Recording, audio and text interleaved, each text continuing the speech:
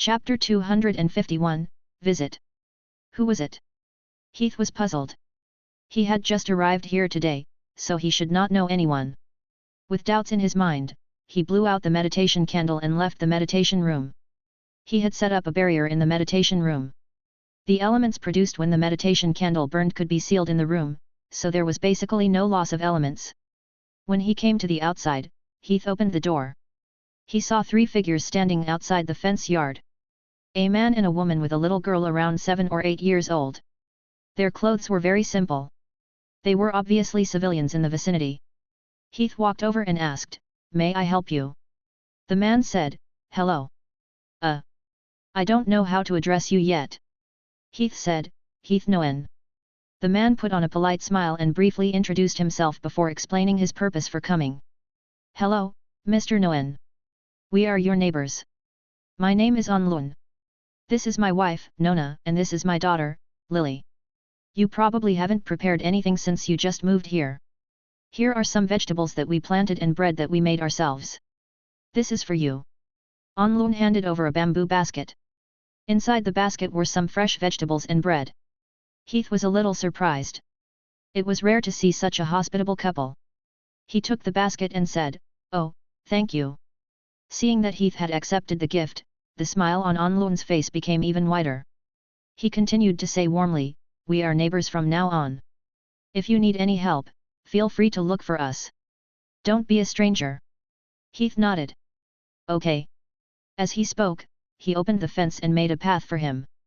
He invited him, "Come in and have a cup of tea." Onlun shook his head and was about to refuse. However, Heath spoke first. "If I don't even prepare a cup of tea after accepting someone else's gift, it'll make my conscience uneasy." After hearing that, Onlun could only swallow the words that were on the tip of his tongue. "This." He exchanged a look with his wife, Nona, and then nodded.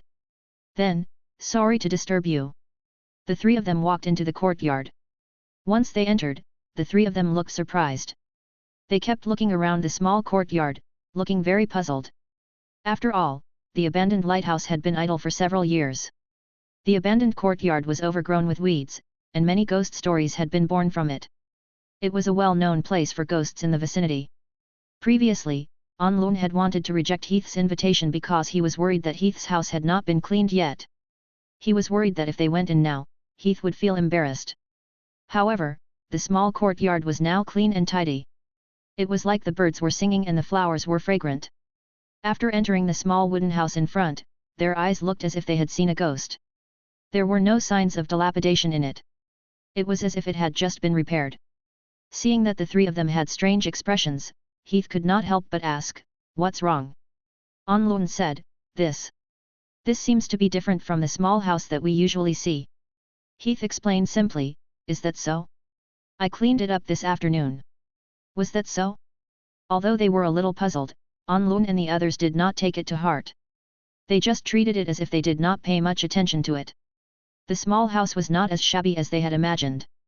Sitting down in front of the wooden table, Heath took out a cup from the cabinet and poured a cup of tea for the 3 of them. The tea was the soul-washing water that Heath often drank. It was mixed with some flower elf honey, and it tasted a little like ordinary honey water. It could cleanse the soul and recover part of spiritual power, and for ordinary people, it had the effect of strengthening the body and prolonging life. Such a cup of soul-washing water was absolutely priceless in the secular world. The nobles were willing to pay gold coins, manors, and even castles for it. However, what caught the attention of Onlun and the other 2 was the teacup filled with water. The little girl looked at the beautiful oil-colored patterns on the cup and was extremely surprised. "Oh my! Dad, look, is this a ceramic cup? This must be a ceramic cup, right?" She asked Heath, Uncle, are you a noble? You must be a noble, right?" The Onlun's expressions also became restrained and nervous. In this world, ordinary people basically did not have decent tableware in their homes. The pots and pans were basically made of oak. Only an aristocrat could afford such exquisite porcelain. Originally, they only treated Heath as an ordinary neighbor, which was why they came to visit enthusiastically. Now, it seemed that the gifts they sent were really embarrassing. Both of them could not help but blush. Heath touched the little girl's pink cheeks and explained, "No, Uncle is just a scholar. Onlun and Nona were stunned. Onlun asked, "A scholar? Mr. Nguyen, did you say that you are a scholar? Are you a scholar from the City of Knowledge?" Heath shook his head. "No, just an ordinary scholar." Hearing that, the Onlun and Nona heaved a sigh of relief. Although a scholar was still a noble existence compared to an ordinary person, the difference between them and an aristocrat was much smaller. In particular, most scholars without the title of a scholar could be understood as knowledgeable ordinary people. The little girl, Lily's, eyes lit up and suddenly asked, "Scholar? Uncle Heath, then you must be literate, right?" Nona stroked her daughter's hair and laughed, "Since Mr. Nguyen is a scholar, of course he can read." Lily said happily, "Ah, that's great. Uncle Heath, can you teach me how to read?" The Onlun couple could not help but feel a little awkward. Reading and reading were very expensive. How could they afford the expense? Onlun quickly said, "Mr. Nguyen, please don't mind. Lily is not sensible." Heath smiled and said, "It's okay." He raised his hand to touch Lily's face and asked, "Why do you want to read?" Lily answered honestly, "I heard from others that as long as you can read, you can earn a lot of money. That way, my father won't have to work hard at the dock and can buy my mother a beautiful dress." Heath laughed and said, "Oh, it seems that little Lily is really a sensible little girl." Lily's eyes lit up and said, Then can I? Can you teach me to read, Uncle Heath?" Heath nodded and said, "Of course." Seeing that Onlun and Nona exchanged looks, they could only bite the bullet and ask, "Then, Mr. Nguyen, this fee?" Heath raised his hand and pointed at the basket of vegetables. "It's already been paid." Onlun was shocked. "How can that be?" Heath shook his head. "It doesn't matter. I don't have anything to do here. I have nothing to do, so I can find something to do for myself. The purpose of staying here was to experience life in order to comprehend some rules from it." After a pause, Heath continued, "We are all neighbors, and it is our duty to help each other. Don't take it to heart." Chapter 252, Experiment. 3 days later, Zachary delivered the deed and other documents as promised. He was accompanied by several strong men, who were all his long-term workers. Zachary had planned to bring them to help Heath repair the roof and renovate the whole house. Although Heath had said that day that he would take care of it himself, Zachary thought that he was dreaming. But as soon as he entered the door, Zachary was dumbfounded. The roof, the floor, the windowsill, everything had been completely renovated. There was no longer the slightest bit of dilapidation from before. Does this guy know magic? The result before his eyes made Zachary very unhappy. He was fully aware of the difficulty of renovating this dilapidated lighthouse. He had originally planned to make a large sum of money on this, and even did not ask for a sky-high price in terms of the land deed for this. Heath's house, which he had planned to renovate, had hit a wall. When he finally hired him, he asked for a lot of money, but he did not expect that Heath would be able to repair the entire lighthouse without a word. All his efforts had gone up in smoke. In order to ensure that this business would always fall into his hands, he had communicated with his peers for a long time. "Forgive me for being presumptuous, but you... What do you do, Sir Heath?"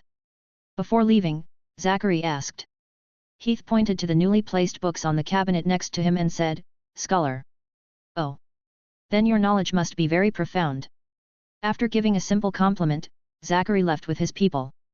After sending Zachary off, Heath went straight into the lighthouse's laboratory. The lighthouse had been completely tidied up by him. The meditation room, laboratory, library, and so on had all been moved to this side.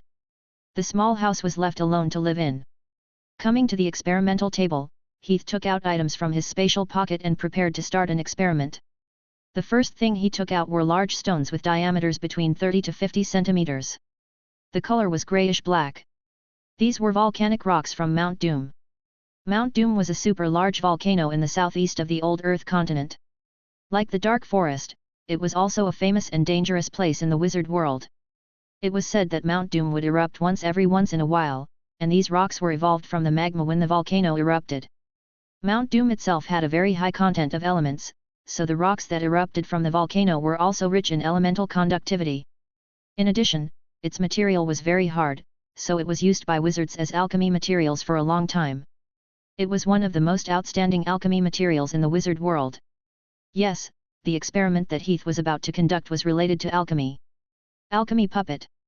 Ever since he saw that tall and strong alchemy puppet in the Twilight Ruins, Heath had been very interested in this kind of alchemy product. He thought that when he had the materials, he would definitely make some himself. Therefore, when he saw Mount Doom rocks at the Magic Tree Airport, he bought them without thinking. Nina! Nina, are you there? Turning the ring, Heath called out softly. Grey-black smoke came out from the ring and soon turned into a beautiful figure in the air. She had a red skirt and long white legs. Who else could it be but Nina? Nina stretched lazily and yawned. What's the matter, Heath? You just disturbed a lady's dream. Heath asked, how's your enchantment? The first step in making an alchemy puppet was to draw and enchant runes on each volcanic rock. This was a huge task, and each rock required tens of thousands of runes to be drawn. It would take a lot of time if one were to rely on oneself. Enchantment. Nina glanced at the volcanic rock on the experimental table and quickly guessed Heath's purpose. An alchemy puppet? Was it inspired by those big guys in the Twilight Ruins? Heath laughed. Has anyone ever praised you for being very smart? Nina teased, they never stopped when I was alive. Heath nodded. Then, thank you for your help. Nina complained, seriously, can't you find 2 apprentices? It's not easy to accumulate some soul power, yet you still want to capture me to do manual labor. Heath said, apprentices? Wait until I meet a suitable one. As for your soul power? How much soul power does this little bit of enchanting energy consume? I'll make it up for you later. It's a deal. It's a deal. After convincing Nina, the 2 of them began to work. The enchantment pen and the enchantment carving knife left lines and marks on the volcanic rock. With a series of soft cracking sounds, they left runes one after another. Enchantment was not a difficult task. The level of knowledge and difficulties involved were basically completely mastered during the apprentice period. They were all very basic knowledge. The biggest difficulty was that the workload was relatively large. If Heath had done it alone, it would have taken him at least a week. But now, with Nina's help, he had saved a lot of time. What surprised Heath even more was that Nina's grasp of the basic knowledge was very solid. The speed of enchanting was almost on par with Heath, and even slightly faster.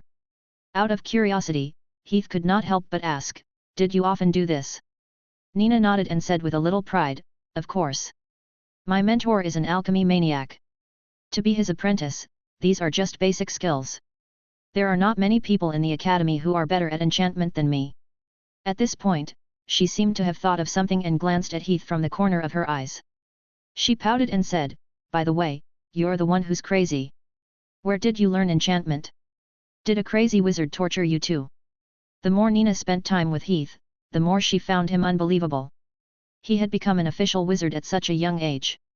He had even mastered rule spells and learned a lot of spells. Now, he could even learn enchantment at will. A wizard's time was limited. Where did this guy get the energy and time to learn so much? Heath said casually, more or less. Although there was no old monster behind Heath to supervise his growth, there was also a wizard who constantly urged him. That wizard was himself, his own obsession and interest in magic. His obsession and interest in magic made him full of curiosity about any magic knowledge. For him, learning magic and understanding this knowledge was a kind of enjoyment and joy. And this was also the main reason why he was able to keep moving forward. The system's extraction naturally brought him a shortcut to quickly grasp knowledge, and it allowed him to quickly integrate this knowledge, allowing him to continuously grasp new things, but it was mainly his own interest in magic. His obsession with magic. Chapter 253, Stone. Heath felt that saving Nina was the right decision. Although she was only left with a spirit body, she was still a powerful soul at the wizard level. Nina still had a small amount of magic. More importantly, the knowledge that she had learned during her time as a wizard was indelible. With this knowledge, Nina could be of great help to Heath in the experiment, and the progress of the experiment was greatly accelerated. A few days later. Success. With Nina's cheer, the last rune on the last stone was successfully completed. At this point, the preparatory work for the alchemy puppet was basically completed. At this moment, in the center of the spacious laboratory, there were more than 20 huge stones piled up, each of which was densely covered with runes and engravings. These were all the things that Heath would use to make alchemy puppets. Nina stood by the side and said excitedly, Heath, hurry up and connect them together. I can't wait to see your results. Alchemy puppets were not complicated magic to begin with. After the initial work was completed, as long as they were connected together, they could be awakened and become their own servants. However, Heath did not act immediately. Instead, he stood in front of the stone and seemed to hesitate. Seeing this, Nina could not help but ask, "What's wrong?" Heath pondered and said, "I'm thinking, what should I use as its magic core?" Nina was stunned. She said matter-of-factly, "Use magic stones? What else can you use?" The wizard world abided by the conservation of energy. To make the alchemy puppet move, it naturally needed a source of power, which was the source of magic power. And this source of magic power was basically magic stones, which was also one of the greatest values of the existence of magic stones. However, in the face of such an obviously normal answer, Heath still seemed to be hesitating. Suddenly, Nina seemed to have thought of something. She asked in surprise, "Do you want to?" The more they got along, the more Heath felt that the witch Nina really hit it off with him. It was as if she had practiced mind reading to a very high level and could see through his thoughts every time. He nodded and said, "Yes, I'll think about whether to give it a bit of soul." After successfully using the soul-splitting potion to cut off a part of his soul to revive the dark wizard's corpse, Heath fell in love with the wonderful feeling of cutting off a part of his soul. After that, he even did many experiments on the soul. Heath was thinking that if he used the magic stone as the energy core, not only would he need to consume magic stones every time he used it, the growth of this thing was also very limited. If he used the soul-splitting method to transfer a part of his soul over, then the growth rate of his soul would be immeasurable. Once the soul was transferred over, he could use the materials and meditation to improve himself like a normal wizard. As long as there were sufficient resources, the growth rate of extending all the way to the end would be extremely high. Take the body of the dark wizard for example. When he left the bloody battlefield, Heath purposely left the body in the bloody battlefield to use the resources provided by the bloody fortress to improve. After this period of hard work, his soul force had increased to 8 points. One had to know that when he first took over the body, his soul force was only 6 points. Nina looked a little hesitant and asked hesitantly, "Are you sure?" "My teacher emphasized that the structure of the soul is very complicated and precious. We usually have to think of ways to carefully protect it, but you heard it again and again. I still don't think it's a good idea." The last time Heath wanted to perform soul cutting, she had strongly opposed it. After a pause, she continued, "Moreover, you've already done it once before. If you don't advance to an intermediate wizard and do it again, you should know what the consequences will be, right?" Soul cutting did not mean that just cutting a part of the soul would be enough to repair what was lost. What was truly cut was the source of the soul. This was not something that could be repaired by meditation and cultivation alone. Every wizard's source of the soul was limited. It would only be produced when there was a qualitative change in the soul level such as advancement, soul mutation, and soul sublimation. Heath's soul source had already been cut by him and taken to revive the dark wizard's corpse. Now, the source of the soul needed to maintain his own soul power.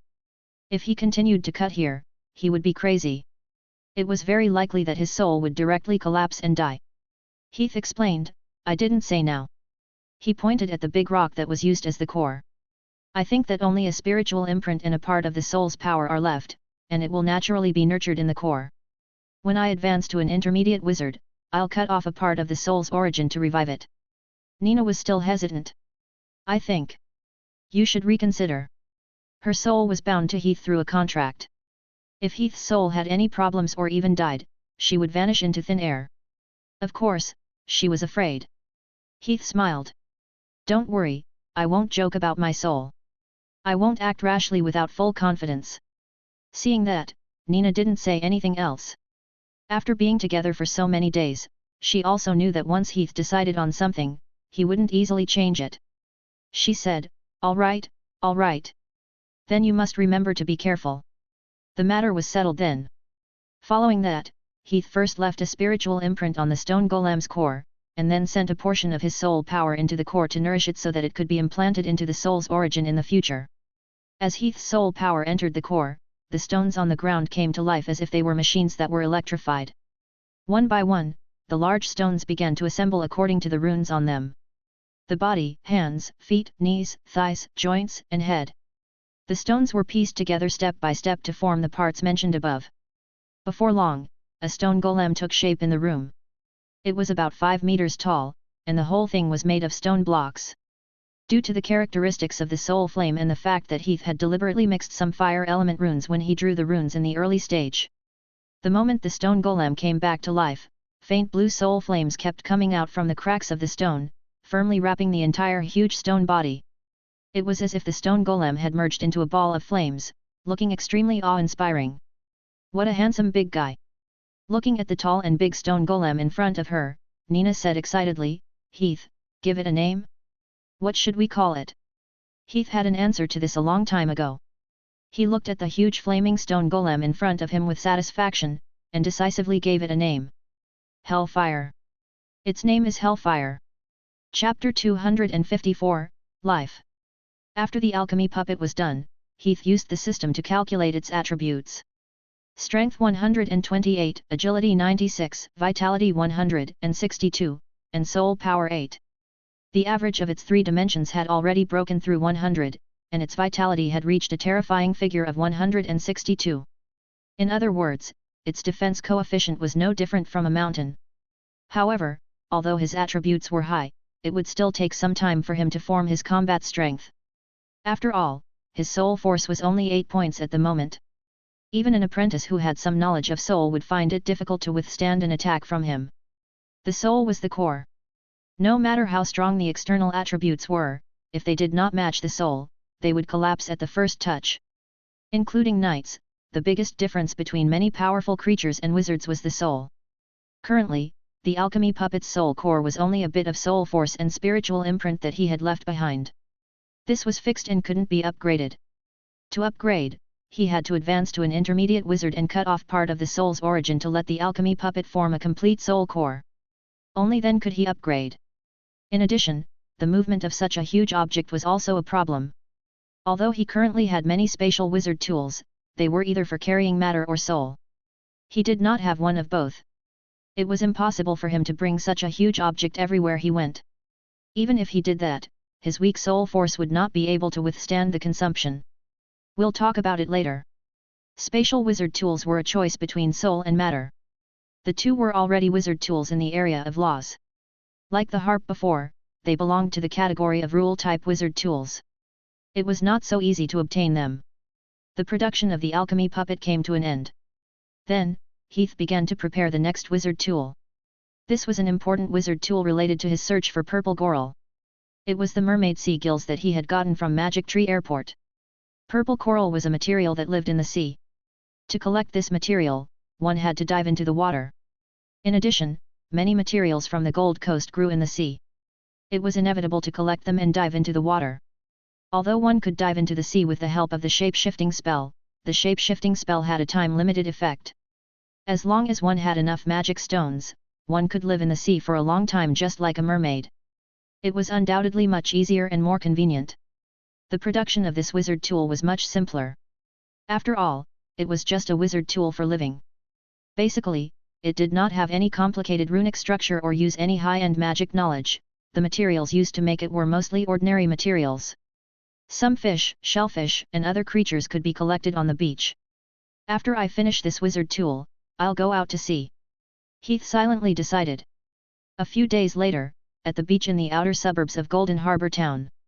On the beach, Heath, who had rolled up his pants legs, was bending down with a small shovel to dig for sea radishes. This was a kind of soft sea creature. It was one of the materials used to make mermaid sea gills. Teacher! Teacher! At this moment, a tender voice sounded. Lily, who was wearing a floral dress, carried a bamboo basket and ran quickly towards Heath, leaving a series of small footprints on the beach. She held the basket and handed it to Heath. Inside the basket lay a strange cone-shaped creature that looked like a radish. Its wet body was twisting and turning. It was exactly what Heath needed. Lily said, "Look, is this the radish you wanted?" Heath took it over and looked at it. He nodded with satisfaction. "Not bad. Thank you very much, little Lily." As he spoke, he took out a bottle and put the radish inside. Lily smiled happily. "Great, then I'll continue to look for the blue shell." She ran towards the beach while waving her hands and shouting, "I've found the radish, I've found the radish." Her tone was full of showing off. There were 3 or 5 figures gathered on the beach. They were 7 or 8 years old, and each of them had a small basket in their hands. They were all children who lived in this generation of commoners. After class, they specially came to help Heath look for materials. After settling down, Heath fulfilled his promise and opened a classroom in the lighthouse. In the beginning, only Lily was a student. Later, when the other townspeople heard that Heath could teach the children to read without charge, they all sent the children over. Although the ordinary townspeople did not have much knowledge, they still hoped that their children could read and be knowledgeable. However, in this era, knowledge was basically monopolized by the middle and upper classes. It was very difficult for the lower classes to have access to it. Now that there was such a rare opportunity, of course, they did not want to miss it. Even if it could not change one's fate in the end, it could at least allow the children to have more knowledge and thoughts. At this moment, after hearing Lily's shout, some of the children looked at her with envy, while others were more active in searching for materials. All kinds of competitive voices were heard continuously. What's there to be proud of? Radishes are everywhere. It's easy to find them, okay? Yes, yes. If you're good, then find the blue-striped shellfish. The afternoon passed quickly. In the blink of an eye, the sky had gradually turned into dusk. The sunset glow in the sky lit up the sea. Dong! Dong! Dong! The long bell on the clock tower rang, announcing the arrival of evening. At the same time, it was also the time of the day to get off work. The ships at the port had mostly sailed back to the port. The sailors and coolies working at the dock had finally welcomed the most relaxing time of the day. Some went to the nearest bar, while others returned to their small homes. On the shore, one could vaguely see groups of shirtless men carrying towels and small buckets walking past. These were coolies and sailors working at the dock. The seaside town basically did not have any farmland. In addition to the developed trade, most of the people here worked at the dock. They ran boats, helped workers, worked hard, and so on. The women basically stayed at home to spin, make clothes, make bread, take care of the children, and so on. Mr. Nguyen, thank you for your trouble. Let's have dinner at my house. Sansa is ready. Bull-nosed old man, what are you talking about? Didn't we agree yesterday? It's my turn to entertain Mr. Nguyen today.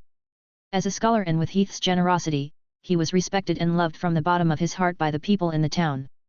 Basically, every day, the townspeople invited Heath to their house for dinner. They would even quarrel about it every time.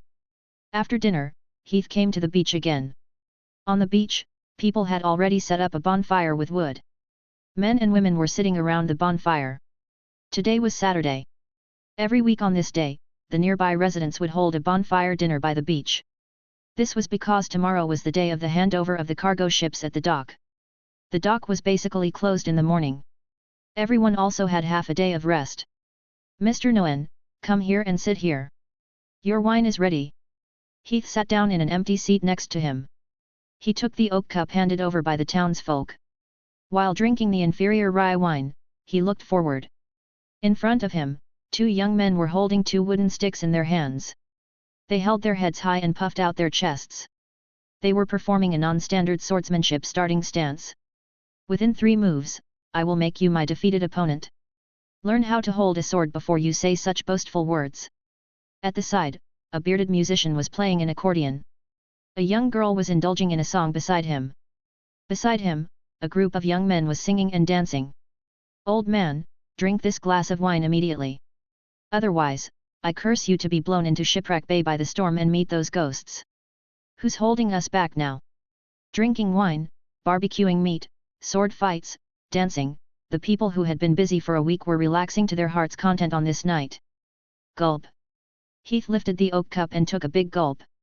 He felt the fiery wine fall into his throat. With the sea breeze and listening to music, Heath was also enjoying life to his heart's content, enjoying the life of the most ordinary people in the world. This was the life of the most ordinary people in the lowest class of the world. There was no dazzling swordsmanship, no colorful magic, and no exciting adventures. That was it. Simple and unflashy. Chapter 255, Go to Sea. The day after the bonfire party ended, Heath had successfully gathered enough materials to make the mermaid sea gills. He then began to make the mermaid sea gills. There was nothing much to say about the production process. Life-type wizard tools used some very simple magic knowledge. As long as the materials were complete, even an apprentice would be able to complete it easily, not to mention Heath, who was a real wizard. In just a few hours, Heath had successfully completed the production of this wizard tool. After that, he did not delay. That night, he went to the seaside and took out the wizard ship, using the night to begin his journey to the sea. A few days later, west of the Golden Sea, on the endless blue sea, a white sailboat was drifting. The white sails with 3 masts hanging high were blown up by the sea wind, and the waves rolled up and hit the hull of the boat again and again. Pa! Pa! Pa! This was an ordinary-looking sailboat, but strangely, there was not a single sign of a sailor on the boat. One had to know that such a 3-masted sailboat usually needed at least a dozen people to operate it. Such a quiet atmosphere made the deck full of resting migratory birds, which looked quite strange. Day! Day! Day! Day! At this moment, the sound of footsteps came from below the deck. The startled migratory birds hurriedly flapped their wings and flew into the sky. Accompanied by the migratory birds that filled the sky, a figure finally walked out from the cabin. Yawn. He lazily yawned. Heath, who had just finished meditating, rubbed his somewhat sore temples. After calming himself down, he raised his eyes and looked ahead. The only thing he could see was the blue sea and the sky of the same color. The two were completely connected and there was no end to it. Seeing this, Heath could not help but shout, "Nina! Here!" The ring in his hand flashed, and the translucent Nina appeared beside Heath. At this moment, she was no longer wearing the red dress. Instead, she had changed into a long dress with a row of buttons and a captain's hat on her head. She looked like a sailor. She bowed and said in a serious manner, "Dear Captain, Nina will serve you wholeheartedly. Is there anything I can do for you?" Nina, who had never been to sea before, was excited as soon as she set sail. She asked Heath to give her control of the wizard ship so that she could experience the feeling of sailing. It was not a big deal. Heath was too lazy to drive the autopilot mode, so he gave the control to Nina. Heath asked, "Where are we? How far are we from the destination?" Nina pulled her hands to the sides, and a navigation map appeared in her hands. She pretended to look at the map for a while. She said seriously, "Captain, we are currently about 300 miles west of the Golden Sea. The current maximum speed is 20 knots. According to the current speed, we will arrive at Shipwreck Bay in 2 days at the earliest." Heath's mouth twitched. "Do you have to do this?" As a spirit body, all the information was directly connected to her soul after being connected to the wizard ship. Looking at the nautical chart was unnecessary. Nina said with a serious face, "Respected Captain Heath, please respect my profession. I am a professional." All right. It seemed that this ghost girl had fallen in love with cosplay. 2 days later, Shipwreck Bay. After 2 days of sailing, the sailboat smoothly arrived at Shipwreck Bay. Standing on the deck, Heath looked ahead. In the sea ahead, a very strange region appeared. There was a thick layer of dark clouds floating in the sky, and under the dark clouds was a thick layer of fog, which was particularly eye-catching on this clear blue sea. This was what the nearby residents called the Shipwreck Bay. The name came from an ancient legend. The legend was that the sea god's daughter fell in love with a young human sailor and stole the sea god's bracelet to elope with him. When the sea god found out, she was extremely angry and called for a storm to attack the two of them. She successfully sank the sailboat that they were on. The sea god, who still felt that it was not enough to vent her anger, continued to cast a very harsh curse on the sea, causing the sea to be shrouded in fog and dark clouds all day long. Any ship that entered the sea would sink. As time passed, the name of Shipwreck Bay appeared. Countless broken sailboats that were unclaimed floated in the gloomy bay. The souls that have tried to travel back and forth in the fog.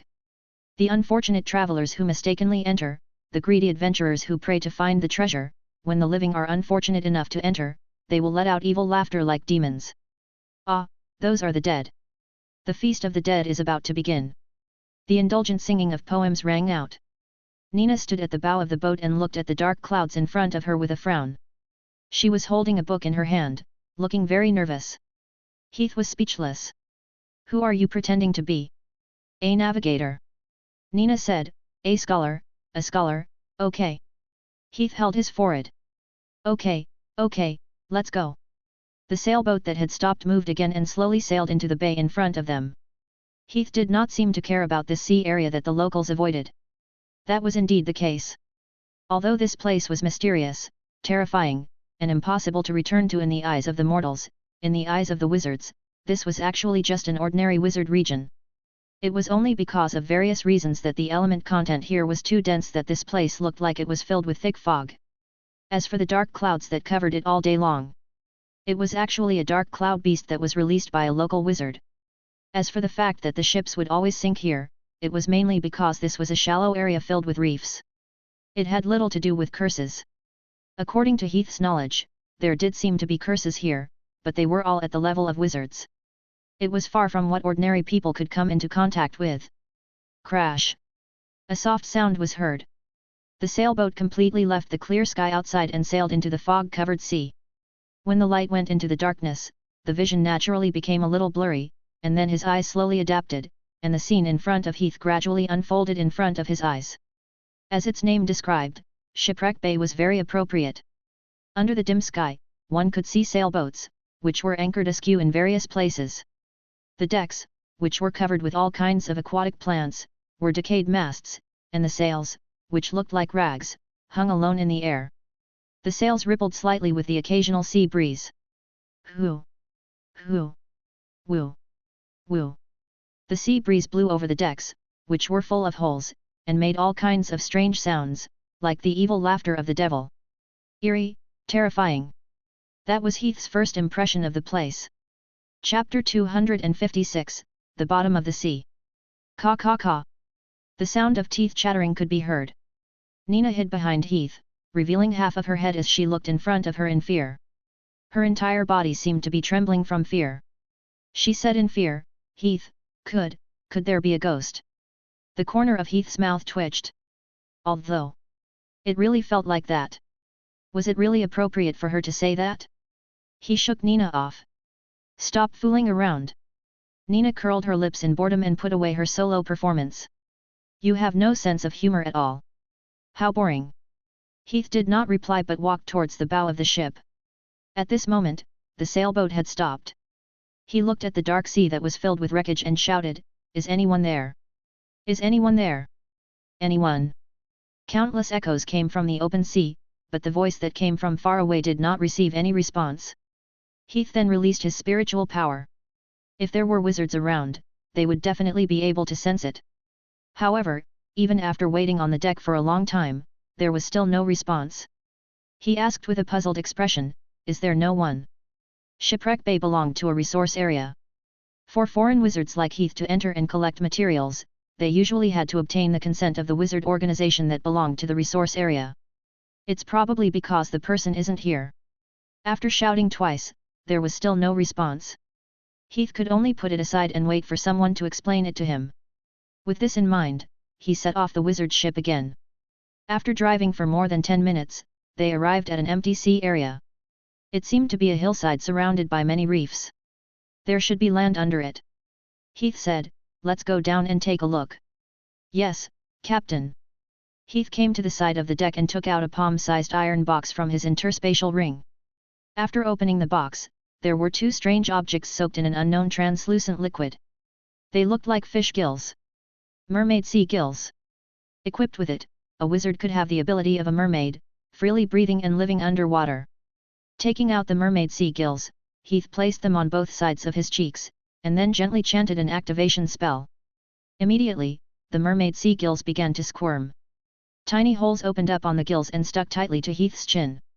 After a strange feeling, two gills appeared on both sides of Heath's cheeks. Splash! Heath jumped into the water, and a long string of bubbles appeared on the surface of the sea. A strong suffocation quickly swept up, but soon, with the opening of the mermaid sea gills, the sea water filtered out fresh oxygen from the gills and resupplied to Heath's respiratory tract, and the suffocation disappeared. Huff! Huff! Huff! As Heath breathed, his gills swayed like squirming aquatic plants. After getting used to his new respiratory system, Heath began to explore forward. He let go of his limbs and let himself slowly fall to the bottom of the sea. Due to the dark cloud beast's coverage, the light in this area of the sea was not very good. After diving into the water, the light became dimmer and dimmer, almost to the point where one could not see one's own fingers. His vision completely fell into darkness. This darkness continued for a few minutes before it finally changed. A dot of light appeared at the bottom of the sea. It was a small dot of light that was slightly blue. From a distance, it looked like a firefly dancing in the night sky. As it continued to descend, the faint firefly-like dot of light began to slowly grow. First, it was a fist, then a head. At the same time, more and more faint blue dots of light appeared around it. They were already several hundred meters underwater. After sinking for a while, the blue light spot finally revealed its true appearance. It was jellyfish. These glowing creatures were actually jellyfish. Their bodies were suffused with blue light, and the blue light scattered out through their translucent bodies to form a light source. These jellyfish were densely packed. They were not at the bottom of the sea in groups. They were like high-hanging lights, and the entire sea area was brightly lit because of their presence. The magnificent scenery below was also clearly displayed in front of Heath's eyes. Below was an undulating mountain range. The undulating mountain slope was covered by various undersea vegetation such as corals, aquatic plants, and mosses. Crabs, shrimps, and shellfish hid in the thick vegetation, devouring seaweed, or eating the passing microorganisms of small fish, and so on. All kinds of colorful sea fish scuttled between the mountain range, passing through the corals, passing through the mountain slope, and densely gathered together like a whirlpool at the bottom of the sea. Quiet, harmonious, beautiful, and gorgeous. These were the adjectives that Heath could think of, but it was not enough to describe this magnificent and magical scenery. So, beautiful. Nina looked at everything in front of her in a daze. Her eyes were filled with all kinds of colors. This was something that she had never come into contact with since she had been studying in the academy. Heath nodded and praised, "I've heard that the scenery at the bottom of the sea in the Golden Islands is the most outstanding scenery in the old land. Such beauty is indeed rare." Nina shouted happily, "Ah, there are so many fish. I want to join them too." As she spoke, she twisted her body and turned into a translucent fish. With a swish of her tail, she jumped up and joined the fish. The good thing about spirit bodies was that without a physical body, their bodies could freely change their form. From a certain point of view, any spirit body was a master of shape-shifting, and if the spirit body was willing, it could maintain this form forever. Pay attention to your soul power. After giving a simple reminder, Heath also began his work. He looked around and considered his target. He had never come into contact with the creatures under the water before. Basically, any creature could have its attributes extracted from it. Thus, after scanning around, Heath did not hesitate. He casually grabbed the jellyfish in front of him. Under the effect of the wizard's hand, the jellyfish quickly flew into Heath's hand. Heath grabbed it and observed it. Its appearance was similar to that of an ordinary jellyfish. It had a large umbrella-shaped body and transparent soft tissue. The difference was that there was a blue ball of light in the middle of these jellyfish. It looked like a glowing lamp. He had read about this jellyfish in a book before. It was a demonized creature called the sea lamp jellyfish. It belonged to the low-level apprentice level. It was very weak and did not have much fighting strength. Its body contained a lethal poison. Therefore, it would not become food for other sea creatures. They lived on the seabed. Because they could emit light like lamps, they had this name. This was also one of the important sources of light in the underwater world. Taking out his dagger, Heath aimed at the jellyfish's center and stabbed it. Some blue blood that looked like fog spread in the water. The jellyfish that was shaking stopped struggling, and the blue light in its body dimmed like an extinguished candle. What could this thing extract? Heath held the jellyfish's body with excitement and anticipation. He thought to himself, extract. Chapter 257, Danger. Beep, extraction successful. Spiritual power plus 0.1. Beep, extraction successful. Soul energy plus 3. Beep, extraction successful. Obtained life sequence of sea lamp jellyfish. Beep, extraction successful. The system's crisp notification sounded as expected, and a series of data popped up on the interface. A look of joy quickly appeared on Heath's face. The sea lamp jellyfish was only an apprentice-level demonized creature. If it was a normal demonized creature of this level, the attributes it could extract would be 2 decimal points below, but the sea lamp jellyfish directly extracted 0.1, almost equivalent to some wizard-level demonized creatures.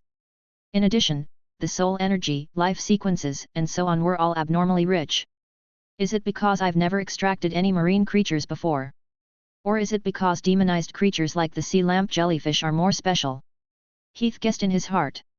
The extraction continued. After extracting one sea lamp jellyfish, he caught a few more to extract. Only when the system notified him that the extraction had failed did he let go of the creature that he had drained of all its potential. Then, he turned his attention to other sea creatures. Gem-like colorful gemfish, deep red lobsters from head to tail, phantom shells that could release hallucinogenic mental force fields, even the deep sea moss that covered the seabed slopes, twisted aquatic plants, and so on. Everything that Heath had never extracted before, and those with extraordinary characteristics that could extract attributes from it, could not escape. And in this process, Heath's attributes were also rapidly increasing. Beep, extraction successful. Spiritual power plus 0.06. Beep, extraction successful. Strength plus 0.01. Beep, extraction successful. Soul energy plus 6. In just a few short hours, Heath's spiritual power had increased by nearly 1 point, which was equivalent to at least a month of hard training in his daily life. In addition, his strength, agility, soul energy, and life sequences had all increased to different degrees. This is too exciting. The last time this kind of rapid growth had occurred was in the bloody battlefield. Although he had extracted quite a lot from the dark forest behind him, many species overlapped with the bloody battlefield, so the growth of attribute points was limited. For a time, Heath was very happy. He completely immersed himself in the pleasure of the fast track of strength, searching for new species to extract. It was not until he had extracted all the species that could be seen on this hillside that Heath finally stopped. It had been 5 or 6 hours since he entered the seabed. There shouldn't be any more here, right? Standing on the hillside, Heath looked around and searched for the demonized creatures that had not been extracted. After a few hours of extraction, the number of species that had not been extracted could be counted on one hand. It seems that it's time to move. Let's go to the trench ahead to take a look first. This sea area was vast, and this hillside was only a small part of it. The other areas had not been stopped yet. Thinking about this, Heath contacted Nina through his spirit. Nina, who had just come to the bottom of the sea for the first time, was still having fun. She had the ability to change freely, sometimes turning into small fish, shrimp, and sometimes jellyfish, seaweed, and so on. She was playing with the sea creatures in the sea. What are you doing? I've already looked over here. There are no purple corals. Let's go to the trench in front and have a look. Yeah, let's play for a while. There seems to be a beach over there. The scenery might be more beautiful than here, and there are more sea creatures than here. Ah, really? Nina, who was in the school of fish, transformed into her human form and flew towards Heath. However, after flying for a while, Nina suddenly stopped and looked towards the direction of the deep sea. Heath was puzzled. What? Nina looked at the deep sea and suddenly said, there's something coming over there. Heath was stunned. He looked in the direction where Nina was looking and did not see anything. He could not help but ask, can you identify what it is? After losing the comfort of their physical bodies, the senses of spiritual bodies were basically much stronger than that of wizards of the same level. Nina's expression became serious. It is not to be trifled with. It has a very strong spiritual force. It's a demonized creature that is at least at the level of a wizard or even close to a rank 2 wizard. I think we should hurry up and make preparations. Heath frowned. Without any hesitation, he immediately recalled Nina back into the ring and began to hide. In the deep sea, it was not just the beauty before his eyes. There were all sorts of strange magical creatures in there. Some of them were so powerful that even wizards could not take them lightly. He first took out a deodorant potion from his dimensional pocket and drank it. This was a potion that could conceal one's spiritual power, and it could make a wizard's spiritual power disappear without a trace for a short period of time. Then, he began to chant a spell and cast a shape-shifting spell. It was not very effective to hide in the deep sea that was filled with seawater. There was nothing more suitable than a shape-shifting spell to hide here. Splash! Heath's body twisted and changed, quickly turning into a thumb-sized silver-white fish. Waving his fish tail, Heath dived into the hillside and carefully hid himself with the help of the seaweed and corals that covered the hillside. Just as he finished all this, Nina's voice came from his mind. It's coming. He lowered his body and looked over without blinking. After waiting for a while, he felt a powerful spiritual force coming from over there.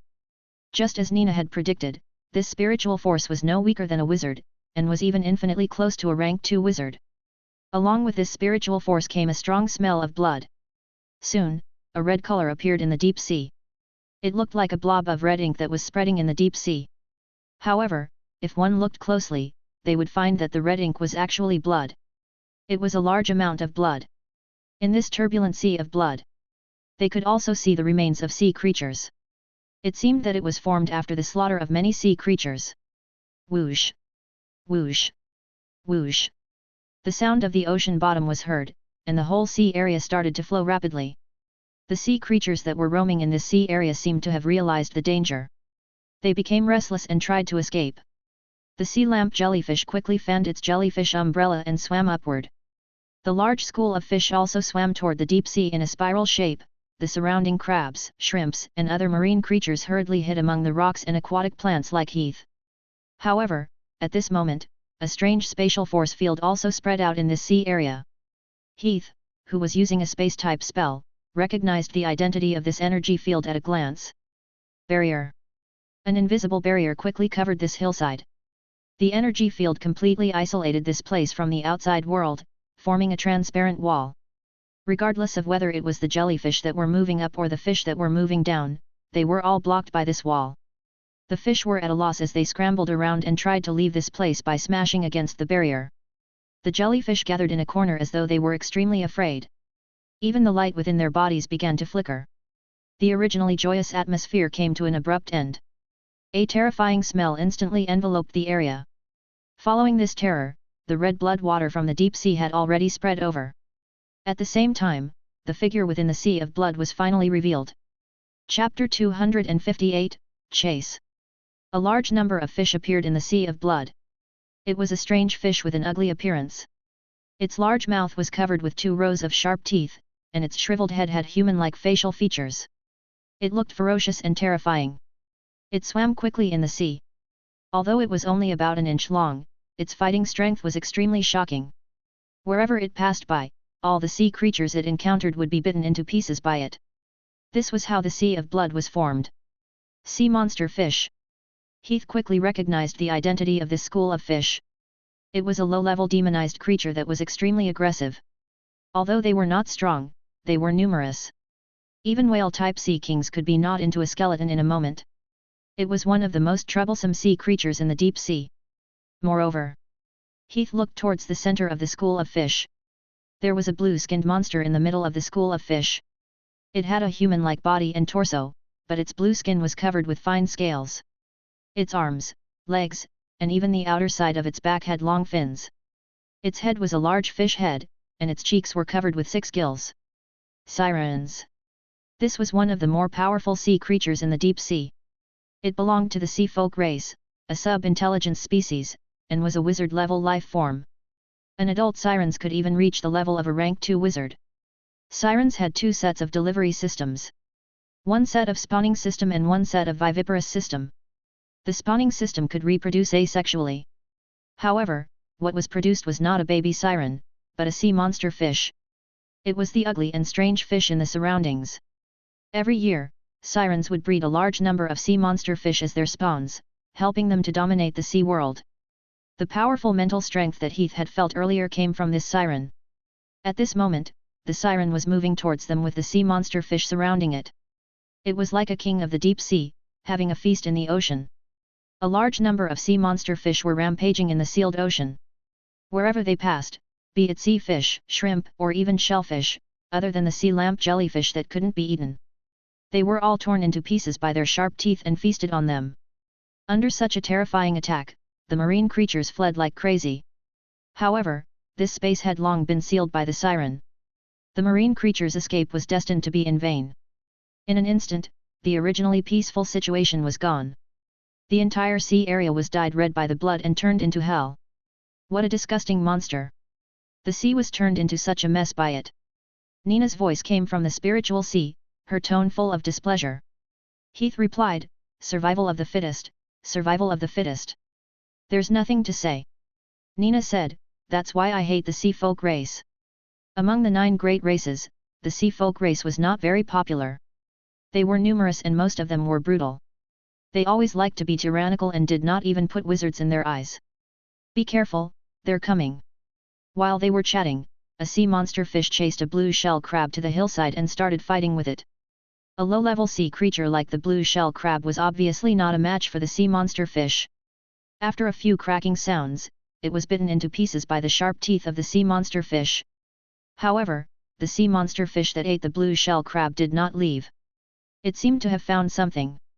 It raised its head and its two big nostrils kept shrinking and sniffing around, as if it was looking for something. Heath's eyebrows tightened. This is bad. Although he had used a potion to remove his spiritual power, the smell released by his body was still there. The situation was not good at such a close distance. As expected, the sea monster fish soon discovered Heath hiding among the corals. The huge fish tail swayed and shot out like an arrow leaving the bow, charging straight at Heath. The corals and reefs along the way could not stop the sharp teeth of the sea monster fish. With a few clicks, they were bitten into pieces. Seeing that the sea monster fish was getting closer and closer to him, Heath was helpless. He could only leave the corals where he was hiding. With a swing of his fish tail, he also flew in a direction. In an instant, a chase began. Heath, who had transformed into a fish, quickly wagged his fish tail and darted across the mountain slope. The sea monster fish chased after him fiercely. Heath had the foresight to cast the transformation spell and transformed into one of the fastest fish in the sea, the swordfish. Although this fish was less than an inch long, its agility and speed were among the best among the deep-sea fish species. This weak life form relied on it to survive in nature and not be eliminated. It was worth mentioning that the transformation spell could not be changed into anything. To transform into a living creature, one had to have a sufficient understanding of this creature. This required a lot of time and effort to master. Because of this, most wizards could only master the changes of a few commonly used creatures. Almost no wizards would master a life form like the swordfish, which was almost impossible to use. However, Heath was different. The life sequences extracted by the system contained the complete life order of the creature. In other words, as long as he had extracted the life sequence of a creature, he could change into it, and this was also the main reason why he could change the swordfish at this time. Swish swish swish. Crack crack crack. The sound of arrows and the sound of sharp teeth biting continuously rang out. Heath swam quickly among the corals, using his nimble and small body to pick up the crevices of rocks, coral crevices, and even the aquatic plants. With this clever method, Heath had always left the sea monster fish that only knew how to charge and bite behind him. Moreover, when he passed through a group of aquatic plants, the sea monster fish was entangled by the aquatic plants on the spot. Crack! Crack! Crack! However, before Heath could let out a sigh of relief and find a place to hide again, the sound of grinding teeth came from above again. He saw that two more sea monster fish were targeting him. Damn it! Heath could only curse in his heart. Then, he began to escape again, displaying his speed and passion with the two sea monster fish behind him. The number of enemies doubled, and Heath immediately felt the pressure multiply. After all, no matter how fast the swordfish were, there was a limit to their speed. No matter how agile their bodies were, there was a limit to it. Before Heath could shake off the two sea monster fish behind him, the first sea monster fish also broke free from the shackles of the seaweed, and this vengeful guy immediately chased after him again. 3v1. Heath only felt the pressure on his body increase. Only by constantly escaping to the area with complicated terrain could he barely bypass the sea monster fish's pursuit. Even so, the distance between the two was still closing at a visible speed. What was worse was that the siren above had clearly noticed him.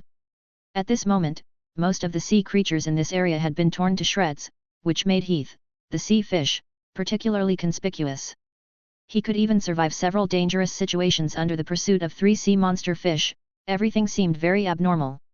The siren looked at Heath with interest and raised its finger to gently tap on his side. Splash!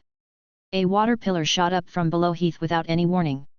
If Heath hadn't sensed the abnormality in his spiritual power in advance and avoided the danger, he would have been hit. He had dodged, but the siren was obviously more interested, and its spiritual power immediately locked onto Heath's body. Heath frowned. What should he do? This kind of sub-intelligent life form didn't have the possibility of negotiation. So he could only fight? On land, he wasn't afraid of the siren, but this was the deep sea after all, so his strength would be greatly reduced. On the other hand, his opponent's strength would be greatly strengthened under his home field. This battle wouldn't be easy. The difficulty of the battle was secondary. The key was the identity of the siren. Sirens were a member of the sea folk race. This race was famous for being vengeful and difficult to deal with. Once they were provoked, they would find ways to take revenge. Most wizards were not willing to provoke them. It was not proper for him to go to someone else's territory to collect things.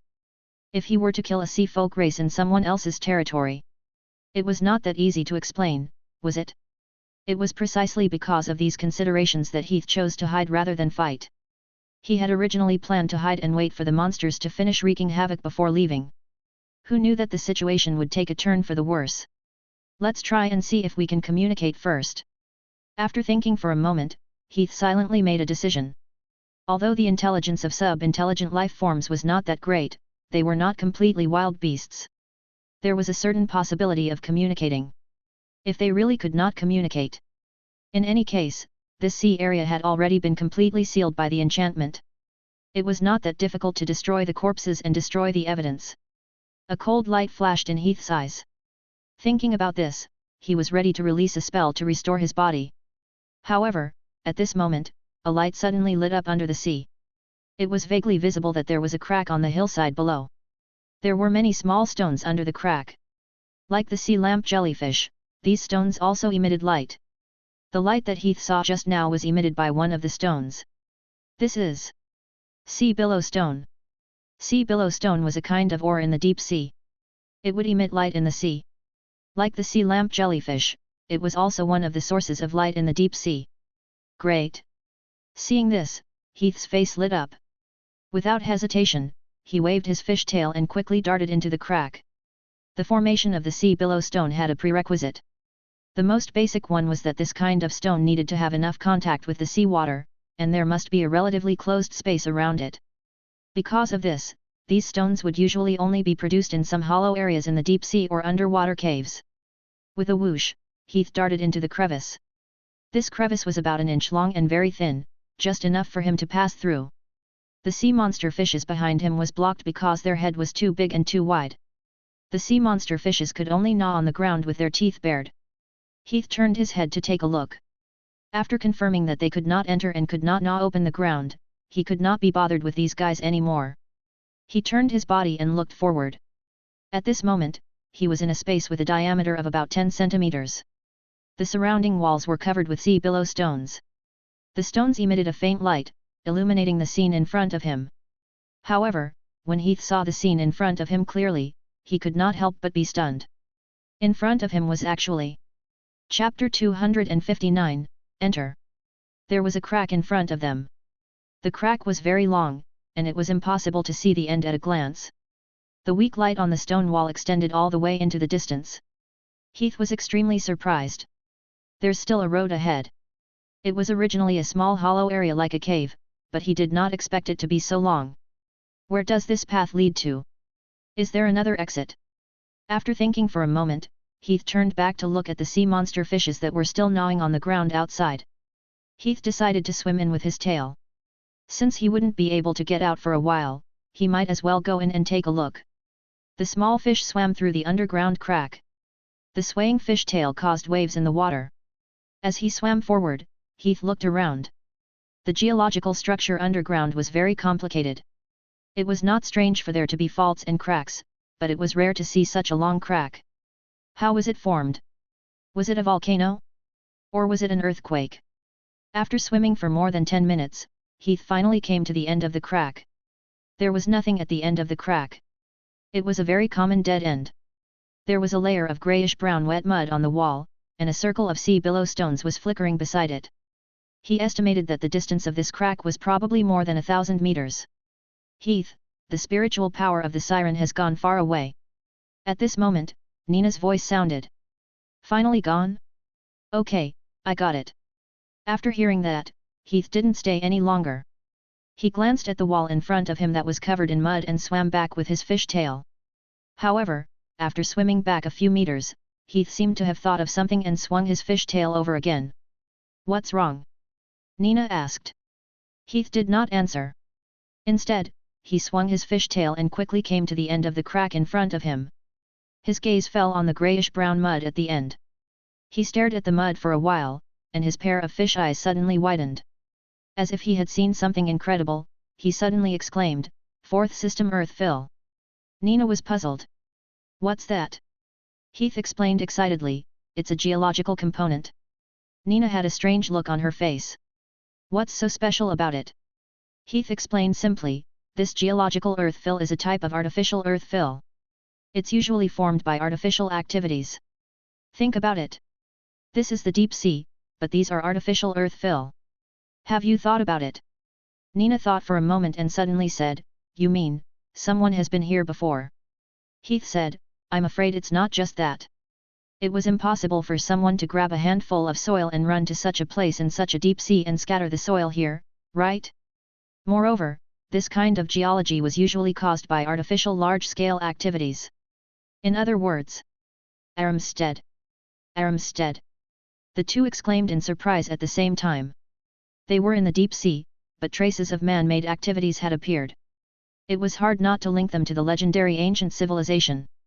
Nina said in surprise, quick, go and find out if there are any clues. Without Nina saying anything, Heath had already started to move. He dived near the mud layer and used the wizard's hand to dig at the soil on the ground. There were two types of shape-shifting spells. One was a conventional shape-shifting spell, and the other was a malicious shape-shifting spell. The conventional shape-shifting spell was to change the shape and structure of the creature while retaining its biological abilities, so that the creature would not lose its ability when its shape was changed. The malicious shape-shifting spell was to completely change the structure of the creature, so that the creature would lose its original ability. For example, the prince who had turned into a frog mentioned before was really just a frog after he turned into a frog. Of course, what Heath used on him was a conventional shape-shifting spell, and his own ability was still intact. However, when he cast the spell, he still did his best to reduce his mana consumption and spiritual force fluctuations. Now, he didn't know if the siren had gone far, so it was better to be careful. Cha-cha-cha! A clear sound echoed in the tunnel. The invisible wizard's hand seemed to have turned into a small shovel, slowly moving the soil on the ground. Not long after, Heath had dug a 1-meter-long hole in the stone wall, but there was still soil behind it and there was no end to it. Seeing that, Heath was not worried. Instead, he was happy. So much man-made soil was enough to prove that the soil was definitely not a coincidence. There must be something down there, and the scale of this thing was probably not small. Time passed, and Heath continued to dig. In the blink of an eye, a few hours passed. The originally small pit had been extended into a long and thin tunnel. In these few hours, Heath had dug dozens of meters down. Finally, when the excavation reached a certain point, resistance suddenly came from the wizard's hand. Heath's eyebrows moved. He quickly controlled the wizard's hand to push away the soil below. When the soil was pushed away, a hard stone slab could be vaguely seen below. The stone slab was green-blue in color. The surface was smooth and flat. One could tell that it had been carefully polished. There was also a layer of complicated and intricate patterns on it. It looked like a mermaid, but there were a pair of wings on its back. It sat on a reef with its long and big tail and stared into the distance. Heath was shocked. Nina cheered, I found something. She could not help but come out from the ring, her eyes shining as she stared at the patterns on the stone slab. Siren's emblem, it's Siren's emblem. It's really Armstead. It's really Armstead. Like Everett, the siren was one of the 16 ancient gods, also known as the sea god. It was said that Armstead once ruled the sirens, and because of that, the emblem used in Armstead's civilization was also the siren. Quick, Heath, go down and take a look. Nina shouted excitedly. Heath cleared up the surroundings and spread his wizard's force field down. However, as soon as the force field was extended, it was resisted. It was as if an invisible wall had completely blocked his force field. Apparently, there was a barrier here. Nina also directly crashed into the stone slab, trying to use the advantage of a spirit body to pass through the wall. However, the same wall-piercing spell that was always effective was also blocked here. Apparently, this kind of barrier was also effective against spirit bodies. Heath frowned. What a troublesome enchantment. Nina hurriedly said, let's see if we can break it. Haven't you always been good at this? Heath nodded and opened his spiritual force field to cut into the stone slab. As the spiritual tentacles extended, the various runic structures in the stone slab also took advantage of the current situation in front of Heath. The runic structures used in the stone slab were mostly the structures of ancient runes. However, the modern runes were originally evolved from ancient runes. Some basic meanings, functions, and principles could still be deduced. With this knowledge, it became very easy for Heath to unravel it. In no time at all, Heath controlled his spiritual tentacles to wreak havoc on the runic structures inside the stone slab, tampering with the runes inside, erasing the runes, and so on. Soon, a layer of faint light flashed on the stone slab and lit up a rune. Immediately after, this rune flashed twice, like a light bulb without electricity, quickly dimmed down. Then, Heath once again activated the wizard's force field in the direction where the rune had dimmed down. Crack! A crack appeared on the stone slab. The crack was not big, about an inch long. It was just enough for the little fish, Heath, to pass through. He immediately waved his tail and darted through the crack. Chapter 260, City. Sizzle. Heath slipped in like a slippery loach. There was a stone room below, about 10 square meters in size. No one knew what it used to be, but from the layout, it looked like an ordinary residence. There's a door over there. Nina pointed to a corner of the room and shouted. There was a small door over there, but the door had disappeared, leaving only an empty door frame. As she spoke, Nina couldn't wait to rush out and float out of the door. Oh! My God! Suddenly, Nina, who was outside the door, cried out in surprise. She stood rooted to the ground and stared straight out of the window, as if she was attracted by something. What happened? Heath raised his eyebrows. His body twisted and returned to his original body. This place was already deep underground and was isolated by a barrier. It was impossible for the siren to detect it. Naturally, there was no need to maintain the inconvenient little fish form. After moving his tibia a little, Heath used the buoyancy of the current to float to the outside of the door. Then, the scenery outside the door entered his field of vision. He finally knew the place that attracted Nina's attention and even stunned him. Outside the door was a city, a unique magical city. The structure of the entire city was a tower-like structure, layer by layer. From a distance, it looked like a huge multi-layered cake. A round castle with a unique style, a Gothic obelisk, a tall building with a mushroom umbrella-like structure. All kinds of strange and unique buildings were scattered all over the place. Between the buildings, there was a wide and straight road connecting them. In the middle, there was a gravel road used by carriages and horses. On both sides of the road, there was a pavement paved with blue stone. On both sides of the road, there were even diamond-shaped street lamps. Heath opened his mouth and was also as stunned as Nina. One could tell the fall from just looking at a leaf. Just from the size, structure, and layout of the city, one could tell how advanced the civilization here was. Seeing this city gave Heath a feeling that it was not like he had gone to the ancient ruins, but instead, he had gone to the future, which was thousands of years later. Nina said excitedly, "It is said that the development of the civilization of Armstead is even more advanced than that of the present wizard civilization. I thought it was just a rumor, but I didn't expect it to be true.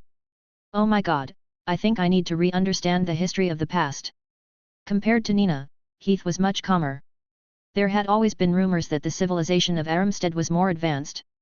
Unlike the dark rule of Everett, it was said that the sirens treated the creatures in their territory rather well. It was even said that the origin of the wizards here was related to the sirens. It was they who taught this generation of wizards how to use magic. After that, the wizards used magic to build their civilization. Therefore, the civilization here was a little more advanced than the current wizard civilization. Of course, this advanced was only on the surface. The times were always improving, in terms of single-round magic. The magic that the wizards now mastered and the energy they could mobilize were far from what the wizards in the ancient times could achieve. However, the wizards nowadays were more focused on improving their own strength and were not keen on helping humans and other creatures create a civilization. Therefore, the current civilization seemed to be backward. Let's go and see what good things are here. After looking at this beautiful underwater city for a while, Heath set off in high spirits. Although he was also very interested in historical sites and other things, he preferred to be more practical than this. There should not be a lack of good things in such a large city. Heath called out in his heart, "System. Beep. Open range extraction." He immediately opened the system's range extraction function and maximized the range. If there was any reaction of extraordinary substances within 100 meters, it would definitely not escape Heath's eyes. After some arrangement, the effect was quickly achieved. After walking less than 10 meters, the sound of the system's notification rang in his ears. "Beep, extraordinary substances can be extracted. Do you want to extract it?" Heath's eyes lit up. He immediately followed the palpitations that came from his spiritual sense and captured the target. It was a street lamp that stood by the roadside. He tapped on the ground and controlled his buoyancy to float in front of the street lamp. It was an old-fashioned street lamp. It was similar to the kerosene street lamp from 17th century England on Earth. A 3-meter-tall black pole had a rhombus-shaped windproof lampshade. However, the inside of the lampshade was not a kerosene wick. Instead, it was a translucent stone. The extraordinary material detected by the system was precisely this stone. Magic crystal. Like magic stones, this was also a type of magic ore that contained magic energy. Because the energy structure in it was too stable and its output was slow, it was mostly used for spells that could continuously output magic energy. Such a large piece! There should be at least tens of thousands of magic stones. Heath thought happily, then he reached out his hand towards the clasp of the windshield lampshade, preparing to open the lampshade outside. However, just as his hand touched the clasp of the lampshade, a strange scene happened. The street lamp suddenly came to life, and the crystal inside suddenly lit up with a ding. The windshield lampshade twisted, and a mouth appeared on it, and it shouted, "You despicable thief, I'm going to bite off your thief hand." As it spoke, it opened its big mouth and bit at Heath's hand, and the entire pole shook violently. Alchemy life form. This sudden attack gave Heath a fright. He quickly pulled back his arm and quickly retreated. However, even though he had retreated, the street lamp still did not give up. It could not move in its original position, so it opened its mouth and shouted, "Thief! There's a thief! A thief wants to steal my crystal!" As the street lamp shouted, the originally lifeless city also came to life. Ding! Ding! Ding! The sound of the street lamp rang out continuously. The street lamps lit up one after another. Like a child who had just woken up, they shook their heads and started whispering. "Ah! Thief? Where's the thief? No 3 encountered a thief. Oh my god, isn't this too scary? Where are the guards? Someone call the guards. Floor, floor, quickly call the guards to catch the thief." At the same time, the floor was the same. With a twist of the flagstones, human features immediately appeared on the surface of the flagstones. These flagstones all focused on Heath, their expressions filled with fear. "Ah! Thief! Oh my god, there's a thief! It's too scary! Call the guards! Call the guards!" It was like a game of beating drums and passing flowers. As the stone slabs called out, the sounds were transmitted into the distance. And then, rumble! In the distance, there was a loud rumble. The ground visibly shook. At the same time, a vague shadow appeared in the distance. Nina looked over. "Oh, Heath, I think we're in trouble." Chapter 261, Fierce Battle. Rumble. A loud sound rang out. A large circular stone slab that looked like a manhole cover appeared on the ground. It was covered with a complicated hexagram. At this moment, the hexagram lit up and shot out a water tornado. A stone statue appeared in the water tornado. It had a human torso and a large fish head. It was the siren that they had seen outside. However, this stone statue siren had a weapon in its hand. It was a trident. It was a golem puppet that was based on the siren. "The guards are here! The guards are here!" The street lamps and stone slabs cheered, especially the street lamp monster that was the first to examine Heath. "Sir Guards, here! The thief is here! This damn thief wants to pry open my lampshade and steal my crystal. He was so close to success. Fortunately, I found him in time and caught him. Sir, you must kill this thief. Kill him." It twisted the long black pole and shook its head and tail as if it wanted to take credit. It almost grew a pair of hands to point at Heath's nose and scold him. Heath was displeased when he heard that. He decisively threw a punch at the street lamp monster beside him. With a clang, the street lamp monster's windproof lampshade was smashed into pieces. The street lamp monster cried out in shock, like a noble lady whose beautiful dress had been suddenly torn apart. However, before it could express its resistance, Heath had already grabbed the magic crystal inside and pulled it out. The street lamp monster, which had lost its magic supply, stopped moving with a caw sound. The sound also came to an abrupt stop. However, when it stopped, the road exploded. "Oh! Oh my god! He killed number 3! He just killed no 3! Oh my god, Number 3 has been killed, number 3 has been killed. A terrifying murderer, a bloodthirsty demon. It's over, we're finished, we're going to die. The street lamps were all trembling, and they let out terrified screams. If it weren't for the fact that they didn't have legs, they would have long run away without a trace. Roar. An angry roar sounded. It was the demon statue, the siren. The siren opened its closed eyes. The cold light instantly locked onto Heath. It opened its mouth and let out an angry roar. It raised its trident high and swung its legs. It charged straight at Heath. There was a long fin on both sides of its legs, including the soles of its feet. When it closed up, it looked like a wide and large fish tail. When the fish tail moved, it immediately brought an extremely strong thrust. The water behind the siren even created a vortex. The siren's speed was instantly increased to the maximum, like a sharp arrow that was shot out. So fast. Heath was slightly surprised. He quickly raised his hand. The space leather case on the back of his hand flashed, and the red demon greatsword was still in his hand. However, at the same time, the siren had already appeared in front of him. Heath only had time to place the red demon greatsword horizontally in front of his chest in a defensive position. In the next second, it collided with the siren's trident. Boom! A loud sound rang out. The collision between the two directly created an intense ripple. Along with this surging ripple swept out an extremely powerful force. This sudden force even caused Heath's expression to change. What a powerful force! Being swept by this force, he instantly felt his palm go numb. The red demon greatsword in his hand almost slipped out of his hand. Being swept by this powerful force, he was like a cannonball that had been shot out. He was sent flying for hundreds of meters before crashing heavily into a tower. Boom! The tower collapsed with a loud bang. A large amount of mud and sand rose from the deep sea, dyeing the originally clear sea water turbid. Cough! Cough! 2 clear coughs sounded from the turbid sea water. Heath slowly walked out from the ruins. He adjusted his breathing. That blow just now had hit him quite heavily.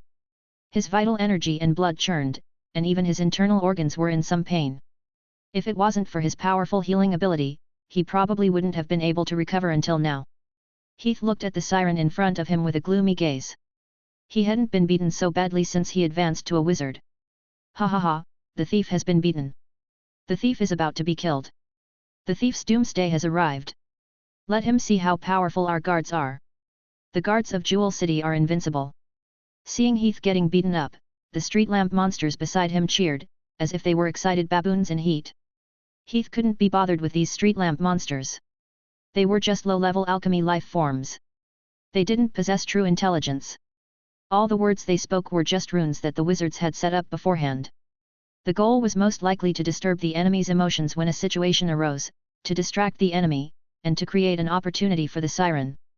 Previously, it was precisely because Heath's attention was attracted by the street lamp monster that he was unable to defend against the siren's sudden attack. How could he be tricked again? Heath's guess was right. The siren was indeed waiting for Heath to be distracted by the street lamp monsters. However, before it could do so, Heath had already attacked it with Red Demon in his hand. Da-da-da! Dull footsteps sounded. On the narrow and long street, Heath, who was holding Red Demon in his hand, quickly ran towards the siren. The resistance of the seawater did not seem to affect him at all. As he ran, it was as if he had split the seawater in half. In an instant, he still rushed in front of the siren and started fighting with it. Clang! Clang! Clang! Ding! Ding! Ding! The sound of metal interweaving echoed in the deep sea. Red Demon pulled out streaks of cold light from the seawater. His great sword and the trident interweaved with each other continuously. After this head-on fight, Heath realized that the siren's power was actually not as powerful as he had thought. It had probably only taken advantage of the impact force when he was not prepared and relied on the structure of its body to quickly charge at him. Now that it was being entangled by Heath at close range, the siren's original fishtail advantage was hard to display. After this fight, Heath even had the upper hand, completely suppressing the siren to fight. He even sent the siren flying during a head-on collision. Roar! The siren was furious. It immediately grabbed its trident and roared. Crash! As it moved, small vortexes appeared around the siren one after another, densely packed. After the vortexes dispersed, ugly and strange fish immediately appeared inside. They were the siren's subordinates, the sea monster fish. The siren grabbed its trident and swung it forward. As it did so, the sea monster fish swarmed towards Heath like a swarm of bees. They were densely packed and mighty, and their momentum was extremely terrifying.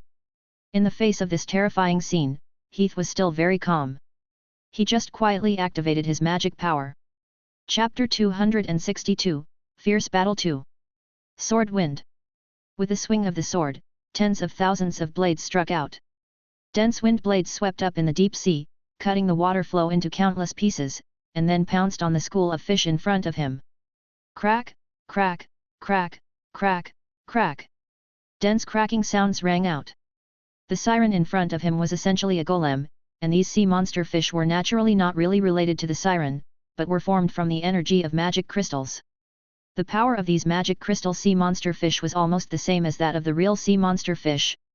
They were only at the level of an apprentice. Of course, they were far from being able to withstand the wind blades of Heath's rule-type spell.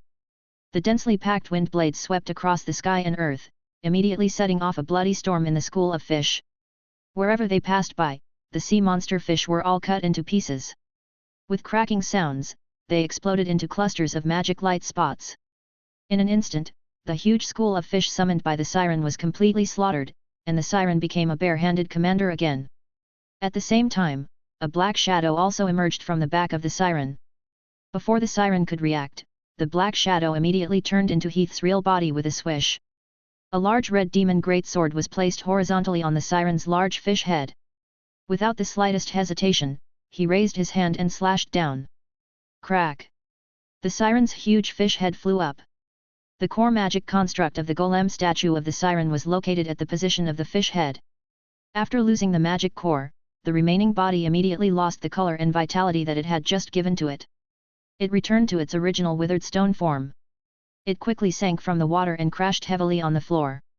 With a crack, it broke into a few pieces from head to toe. The remaining fish head was still struggling on the stone slab, but soon, a great sword stabbed into it and dug the fish head open. Then, Heath bent down and grabbed the core structure inside the fish head. This was a magic core made of magic crystals and some alchemy items. Like the golem core in the Twilight Ruins, it was the main part of the golem. The fish head that had lost its core immediately stopped struggling and turned into a pile of rotten stones like its previous body. Golem puppets were like that. They were just some ordinary ore materials. The core was the main thing that could make them come to life and form a fighting force. Once the core was taken away, it would be like a human's brain being taken away. Wizards would also try their best to find a way to deal with this flaw. The most common method was to place the core in different locations so that wizards could not locate the core. However, such a change was ineffective on Heath. Through the system, he could accurately locate the core of the enemy. This was also the reason why he attacked the head of the siren the moment he launched his attack. Click! With a soft sound, Heath landed on the floor. At the same time, he bent down and pushed aside the fragments of the fish head, taking out the core of the fish head. The structure of this thing was still clear for the time being, but being able to keep running after almost 10,000 years was enough to prove its high end. He would take it back first and study it later. At the same time, there was another uproar on the street. Oh my god! What did he do? He killed the guards. He killed all the guards. The guards were killed. The guards were killed. Oh my god, that demon killed the guards. He's crazy. Who can stop him? The street lamp monsters and the stone slabs on the ground let out ear-piercing shrieks like frightened little rabbits. Heath laughed sinisterly in his heart. Ha! He did not waste any words. He jumped up and swept his gaze over, immediately breaking the lampshades of the street lamp monsters into pieces. With a wave of his hand, he grabbed the magic crystals that were locked inside. Heath, who had dug out the wealth password, hacked to his heart's content, while the street lamp monsters fell into an apocalyptic hell. The entire street was in chaos. Murderer, butcher, devil, I curse you! All kinds of shrieks rang out continuously. Heath paid no attention to this. Alchemical life forms were not independent entities with real thoughts and souls. Their words and expressions were all runic magic that wizards used to guard against theft, just like a pre-programmed machine. In a short moment, more than 10 street lamp monsters were chopped into pieces by Heath, and more than 10 magic crystals were in his hands. These magic crystals were all of high quality. Although their energy structure was too stable and their uses were too simple, they could easily be exchanged with high-level magic stones. With this, he could earn at least 1 to 200,000 magic stones. However, before Heath could be happy for long, a new situation suddenly occurred. Splash! Splash! Splash! The clear sound of flowing water could be heard. Just like before, a water tornado suddenly appeared on the ground. However, this time, there were not one, but 3 water tornadoes. In an instant, 3 sirens appeared in front of Heath. 3. With the previous battle, Heath had roughly figured out the strength of these siren guards. Although their strength was terrifying, their defense was weak. With the special ability of the system to locate their core, it was not difficult to destroy them. Clang! It was the sound of a sword exploding in the water. Standing on the ground, Heath suddenly exerted strength with his legs and shot toward the vs like an arrow released from a bow. Ding! Ding! Ding! Bang! Bang! Bang! The sound of metal interweaving and colliding rang continuously. Heath was as fierce as a tiger in the middle of the 3 sirens. In the blink of an eye, the cores of the 3 sirens were destroyed one after another. Kada! With a light sound, Heath fell back to the ground. Casually twisting his neck, Heath walked to a street lamp monster at the side and continued his harvesting work. However, after harvesting a dozen or so, the sound of water flowing rang out again. A water tornado was rolled up on the ground again. This time, there were 8 of them. In an instant, 8 sirens had appeared on the street. Heath frowned. Is this thing still not over? The battle began once again.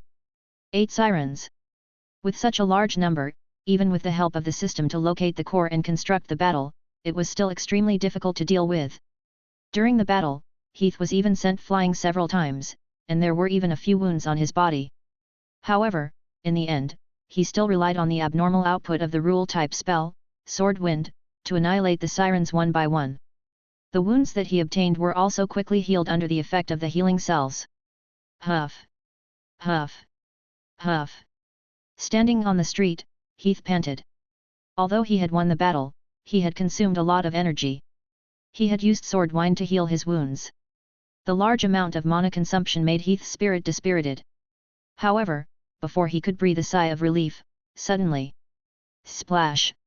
Splash! Splash! Just hearing this sound, Heath's eyelids twitched, and an ominous feeling welled up in his heart. When he saw what happened next, he froze on the spot. The water tornadoes on the entire street started to roll up one after another. There were tens, hundreds, or even thousands of them. At a glance, the entire street was filled with them, and it was impossible to count them. Heath only felt a chill in his heart. Damn it! He, who had always paid attention to self-cultivation, could not help but swear. After saying that, he did not even look at the siren army floating in the sky. He took Red Demon and turned around to leave. Chapter 263, Old History. Half an hour later, in Blue Water Street of Jewel City, Aramstead. Hawa! Hawa! Hawa! The clear sound of water flowing echoed on the street. Groups of sirens held tridents in their hands as they swam towards the side of the street. Their tight security was like soldiers on an expedition, naturally revealing a strong killing intent. The sirens soon passed by. Not long after the sirens passed by, a string of bubbles suddenly appeared in a stone house by the side of the street. In the house, Heath was standing in front of the windowsill and nervously looking at the sirens outside the door. He only heaved a long sigh of relief when he saw that they had gone far away. We're finally safe. Although they were just alchemy puppets without a soul, such a large number of them were still terrifying. If Heath had not slipped away in time, he would have died here today. Tisk tisk, you're really bold. You actually provoke so many sirens. A mocking voice sounded, and Nina, dressed in a red dress, floated in from outside the window.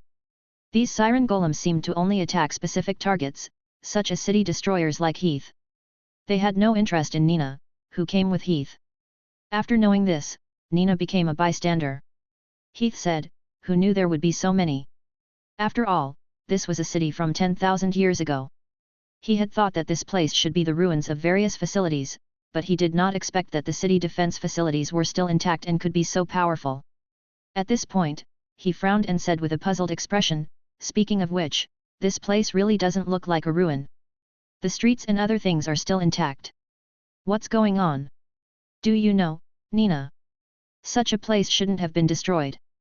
Nina pondered for a moment and suddenly said, if my guess is correct, this place should be Jewel City, one of the 7 major cities of the Aramstead civilization. It's said that this city disappeared before the Battle of the Gods. I think you should have heard of it too. It's the story of the sea god's daughter. Heath was surprised. The one who eloped with the sailor? Is that really true? Nina nodded. Although it's not quite the same as the story described, it's true. The Siren Sea God had 7 children and they helped it manage 7 cities. It was said that this Jewel City was handed over to its youngest daughter, Selena, to manage. The daughter was produced from a siren and a human. It was said that for some reason, Selena got into a fight with a siren and stole a bracelet. Rumors of elopement originated from here. It is said that her actions angered the sirens, so the sirens summoned a flood and a tsunami to destroy Jewel City. Nina said, "Ah, now it seems that the rumors may be true. Jewel City was indeed sunk to the bottom of the sea by the sirens. I think that may be the reason why the facilities here are not damaged. After all, this place did not experience the flames of war from the beginning. Instead, it was directly submerged by the sirens with water, so the city is still intact." Heath raised his eyebrows. He knew very little about the Golden Islands. He had only read about it in a few books, such as the Myths and Legends of the Gold Coast. It was the first time he had heard about it from Nina. "What is that bracelet? Is it very important?" he asked, puzzled. Both the legend and Nina's description clearly showed that the bracelet was the main reason for angering the sirens. Nina nodded and said, "It's very important. It's the sea god bracelet. It has the ability to control the entire sea. Anyone who gets it will have the entire sea." "What?" Heath was shocked. The area that occupied most of the wizard world was definitely the sea. There were countless treasures in the sea. To be able to control the entire sea, the benefits were self-evident. He quickly asked, "Then the sea god bracelet now?" Nina rolled her eyes at him. "What are you thinking? Of course the siren got its bracelet back. Otherwise, what would it use to rule the sea? Unfortunately, the sirens are no longer in charge of the pace of the times. Although they got their bracelet back, they were still defeated in the Battle of the Gods. The bracelet was also damaged at that time. After that, it was said that the bracelet was divided into 2 parts. One was given to the sea race for safekeeping, and the other was given to the wizards." Heath was greatly disappointed. "Is that so?" At first, he thought that he would be able to get a great deal today. It seemed that he was thinking too much. But at this time, Nina added, "Although the sea god bracelet doesn't need to be thought of, the 7th gem can still be thought of." Heath was stunned. "The 7th gem?" Nina explained, "The sea god bracelet has a total of 7 gems embedded in it. It is said that each of them has great power. When the sirens flooded the gem city, they had a battle with Selena. During the battle, one of the gems was destroyed. This is the 7th gem. It is said that the sea god lost the war largely because the sea god bracelet was incomplete. It was unable to fully mobilize the power of the sea. Of course, my teacher thought that this was just nonsense. He said that the sea god's loss was inevitable. After all, the era of wizards was coming. So that was the case." This was the first time Heath had heard of this secret history. He was curious as to who Nina's teacher was. How could he know so much? Heath asked, "Then is the 7th gem really in this city?" Nina said, "It is very likely, but it is very difficult to find it. It is really like looking for a needle in a haystack. It is said that the 7th gem has a concealing effect. Once it leaves the sea god bracelet, it will become no different from an ordinary stone. There are no features at all. If it is not in your hands, it is impossible to identify it. You can imagine how difficult it is to find it in this sea. Of course, if we can find it, we'll be rich. Both the sea folk race and the wizards are looking for this gem, especially the sea folk race. The price they offered is enough for an apprentice to advance to a stigmata wizard." Heath was excited. If anyone else had heard of this clue, they could only wish for it. After all, it was not difficult to find a stone in the vast sea. It was a mission that even if they exhausted their life force, they would not be able to complete. However, Heath was different. After all, with the powerful external aid of the system, his search efficiency was much higher. No matter how well hidden it is, it is still an extraordinary substance. As long as it is an extraordinary substance, it cannot escape the eyes of the system. Heath was quickly calculating in his heart. Clang! Clang! Clang! At this moment, a muffled bell rang outside. And with the bell ring, a strange scene appeared. Chapter 264, Illusion. Clang! Clang!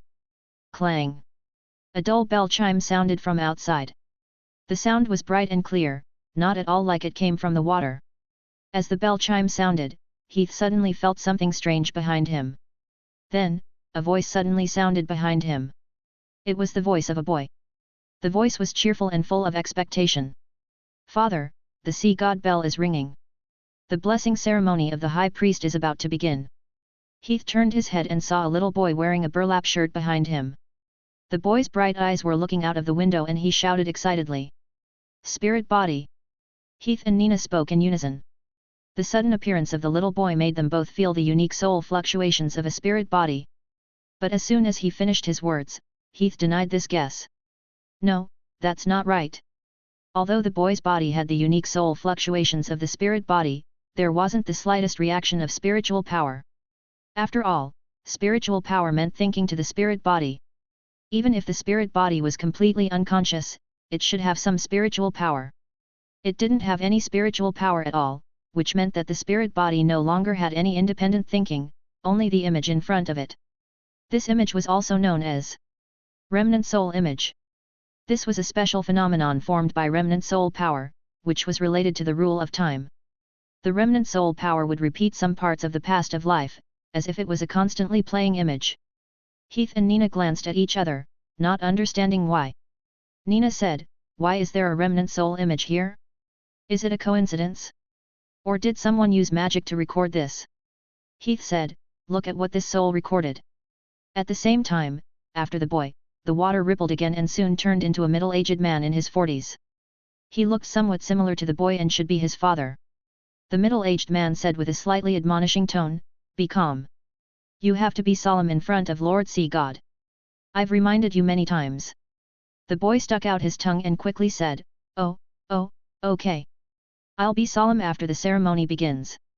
I promise you, father." After a pause, the boy said, "This time, the high priest is going to select Lord Sea God's emissary. Father, do you think I'll be chosen? If only I'm chosen. Then I can go to Lord Sea God's palace. At that time, I'll definitely beg Lord Sea God to bring mother back from the abyss. Then our family can be together again." The boy's face was full of anticipation. The middle-aged man smiled. "Pray. Lord Sea God will hear you. All right, let's go. The ceremony is about to begin." Speaking up to this point, the middle-aged man held the boy's hand and walked out of the door. Looking at the two people who left, Nina seemed to have thought of something. She raised a finger to her lips and said, "Ceremony? Ceremony? Is this the sea god's sacrificial ceremony of Jewel City?" Heath asked in puzzlement. "Sea god's sacrifice?" Nina explained, "That's a kind of sacrifice that Jewel City regularly held. Selena seemed to be very keen on these activities when she ruled Jewel City. Follow them out and see if you can see anything else." The two followed the father and son in front of them and quickly left the residential building. When they arrived at the street in front of them, the scene in front of them stunned them. The ritual is about to begin. The ritual is about to begin. God of the sea, bless us. I hope I'm chosen, I hope I'm chosen. The street that had been deserted a moment ago suddenly became lively in the blink of an eye. On the street, people dressed in all kinds of clothes were bustling with activity. There were all kinds of beautiful carriages on the road. The flow of people was endless, and the traffic was heavy. It was a bustling scene of prosperity, and there was no longer the slightest bit of desolation from before. Heath opened his mouth and said, "This is too exaggerated." It was normal for a soul remnant image to appear once or twice, but it was really unbelievable for it to appear in such a large area. At this moment, Heath seemed to have suddenly discovered something and looked in front of him in surprise. At some point, the salty, wet, and resistant sea water that was everywhere disappeared without a trace. Now, it was as if Heath was physically on land, breathing in the fresh air that was like land. Heath stretched out his hand and touched it. He then spread out his spiritual tentacles to sense it. After confirming that it was real, he could not help but be puzzled. What is this? An illusion-type spell. Other than this, Heath could not find any other reason. First, it was a large area of remnant soul images, and now it was an illusion-type spell. This place was really getting stranger and stranger. Quick, let me go. I want to go as a sacrifice. This time, I will definitely be chosen. See God Temple, I'm coming. The one chosen will only be me. People came from all directions and headed in a certain direction. Their expressions were excited and elated, and their faces were filled with anticipation. It was obvious that this sacrifice was very important to the people in the city. Come, Heath, let's go and see what's over there. Nina urged. Heath hesitated for a moment, then nodded. There were so many soul remnants that it was obviously impossible for them to be formed naturally. In addition, there was such a large area of illusion magic here. Heath guessed that someone wanted to reveal some information. What could it be? With this curiosity, Heath squeezed into the crowd and followed the crowd to the distance. After crossing 2 streets, Heath soon followed the crowd to a square. It was a huge square that was as big as several football fields. In front of the square was a tall and big palace, and at the gate of the palace was a high viewing platform. At this moment, thousands of residents came from all directions and gathered in this square. Has the ceremony started? Has the ceremony started? I'm not late, am I? Tell me, I haven't missed the opportunity to become an emissary of the sea god, have I? You haven't missed the ceremony, but I will be the only one who becomes an emissary. You have no chance, ha ha ha. Is the priest not out yet? He should be out soon, right? Everyone whispered to each other and looked at the palace in front of them with pious and excited eyes, as if they were waiting for something. The wait didn't last long. Not long after the 13th bell rang. Da-da-da. A series of footsteps sounded. Then, several figures walked out from the long tunnel behind the open door of the palace. As these figures walked out, the crowd instantly cheered. Chapter 265, Sacrifice. Amidst the cheers of the crowd, a few figures walked out from the palace gate. They were 4 men and 1 woman. They were all wearing dark blue robes. The sleeves of the robes were printed with the unique patterns of the sea folk race. 4 men walked behind them. The patterns on the sleeves were woven with silver silk. The one walking in front was a young woman. The silk on her sleeves was golden. At this moment, the eyes of the crowd in the square were all focused on the woman. High Priest. The High Priest is here. Bless the sea god. Bless the High Priest. Nina looked at the young woman and said in surprise, Selena. Heath asked in puzzlement, you mean that woman is Selena? The daughter of the sea god, the siren. Nina nodded. There's no mistake. There's a portrait of Selena in the Academy's Great Wizard Library. It was drawn by a famous painter of the sea folk race at that time. It's exactly the same as the image here. Heath couldn't help but look at the woman curiously. The woman was very young. She looked to be in her early 20s. She had water blue hair, oval face, and big eyes. She was very beautiful, but she didn't smile or speak. She looked high and mighty. Her whole body was emitting a cold aura. Seeing Heath staring at Selena, Nina couldn't help but laugh. What? Do you like her? If you like her, then come closer and take a look. Heath shook his head and said casually, no need. I'm just taking a look. Nina rolled her eyes. What are you pretending for? Selena was said to be the most beautiful woman in the sea folk race at that time. Countless men dreamed about her body. Now I'm giving you a chance to peek openly. Aren't you happy? Without waiting for Heath's reply, she floated forward. Seeing this, Heath also followed. These remnant images of souls were only images of past events that had been distorted by the rule of time. They didn't have real entities, so naturally, there was no need to worry that they would discover Heath and the others. Although there were rumors that under the distortion of the rule of time, modern people might intersect with the remnant images of the past, there was no feasible theory to support it at the moment.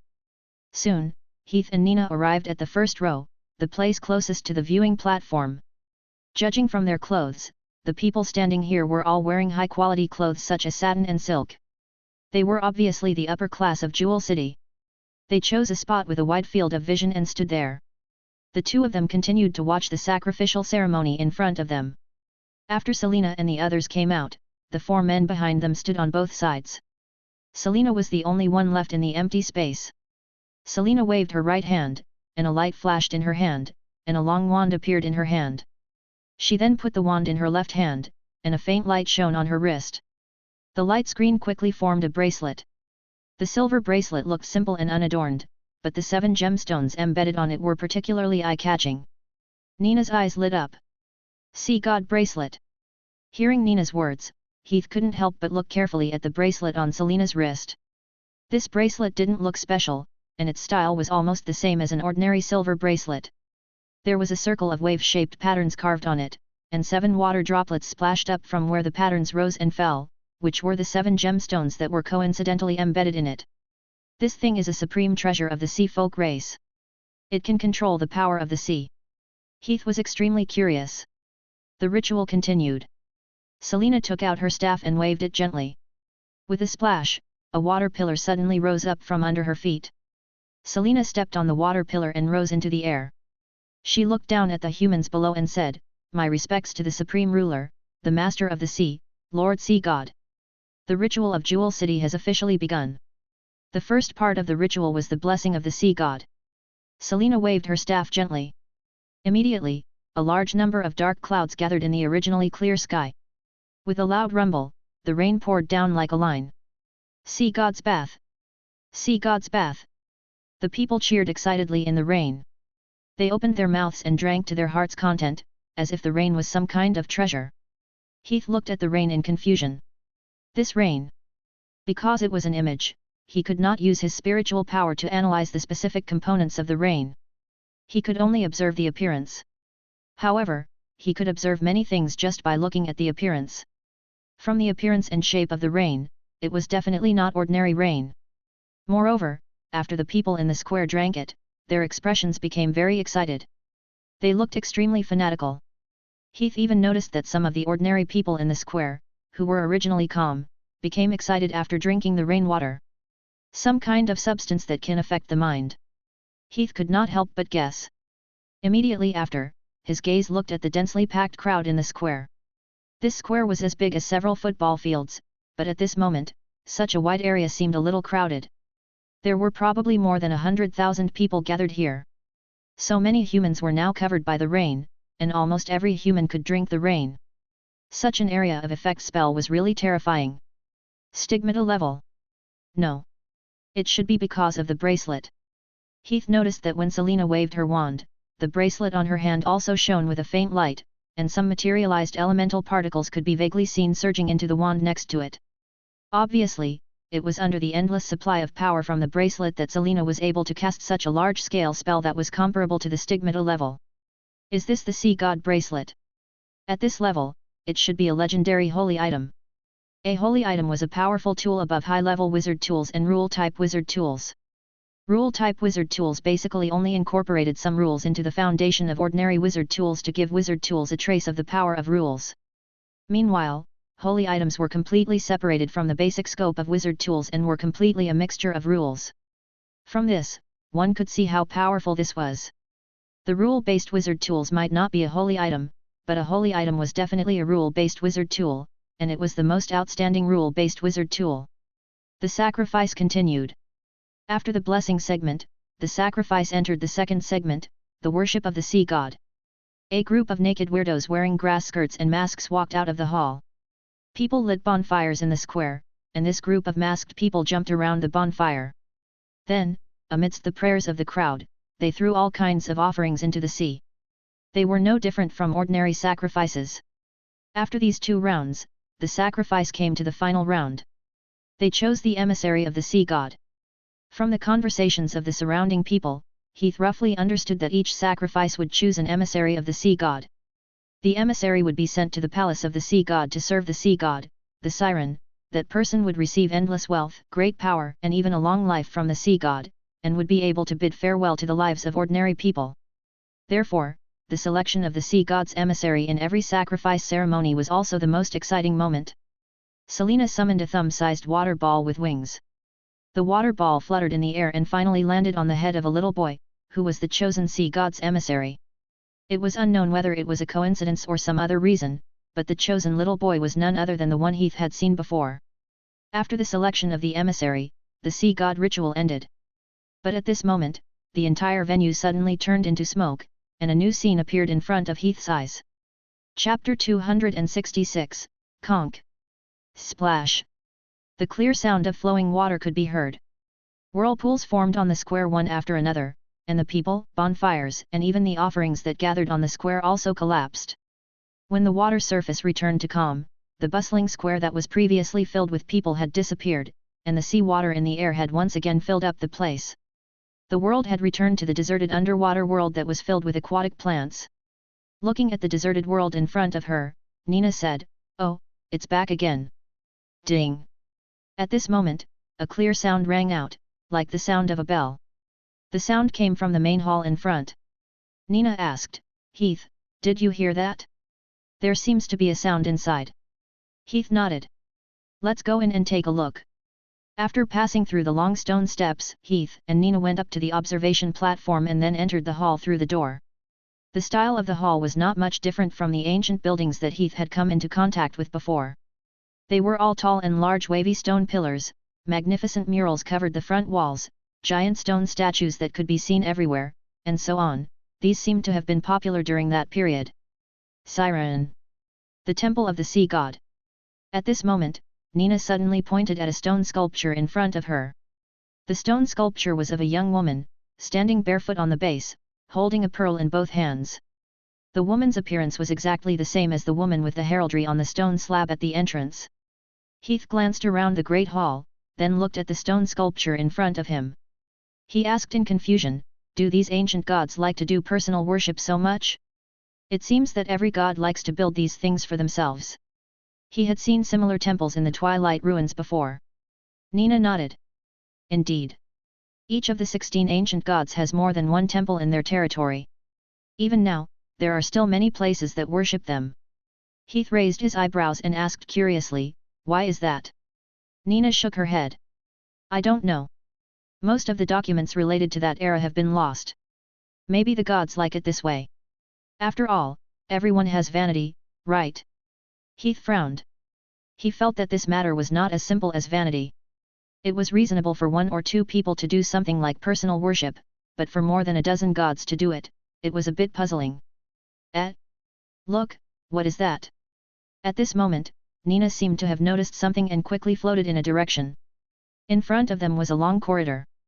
Vaguely, there seemed to be something flashing in the darkness at the end of the corridor. Heath followed Nina forward. After passing through the corridor, they came to an empty hall. The moment they saw the interior of the hall, their eyes lit up. Wow! The hall was about the size of a basketball court. In the middle of the hall, there were a few large wooden chests. The treasure chests were open. Inside were piles of colorful magic gems, piles of magic gold coins, various kinds of tools, and so on. And here, Heath also knew where the sound came from. It was one of the treasure chests. Inside it was a pendulum-like tool. As the water flowed, one of the pendulum hammers struck the shelf behind it. "Haha, it's a treasure chest!" Nina shouted and flew straight towards the treasure chest. However, before she flew 2 meters, an invisible force suddenly acted on her body and bound her on the spot. Nina turned her head and frowned. "What are you doing?" What forced her to stop was none other than the spiritual connection between her and Heath. Heath said, "There will always be an evil dragon guarding in front of the treasure. Hasn't your teacher told you this before?"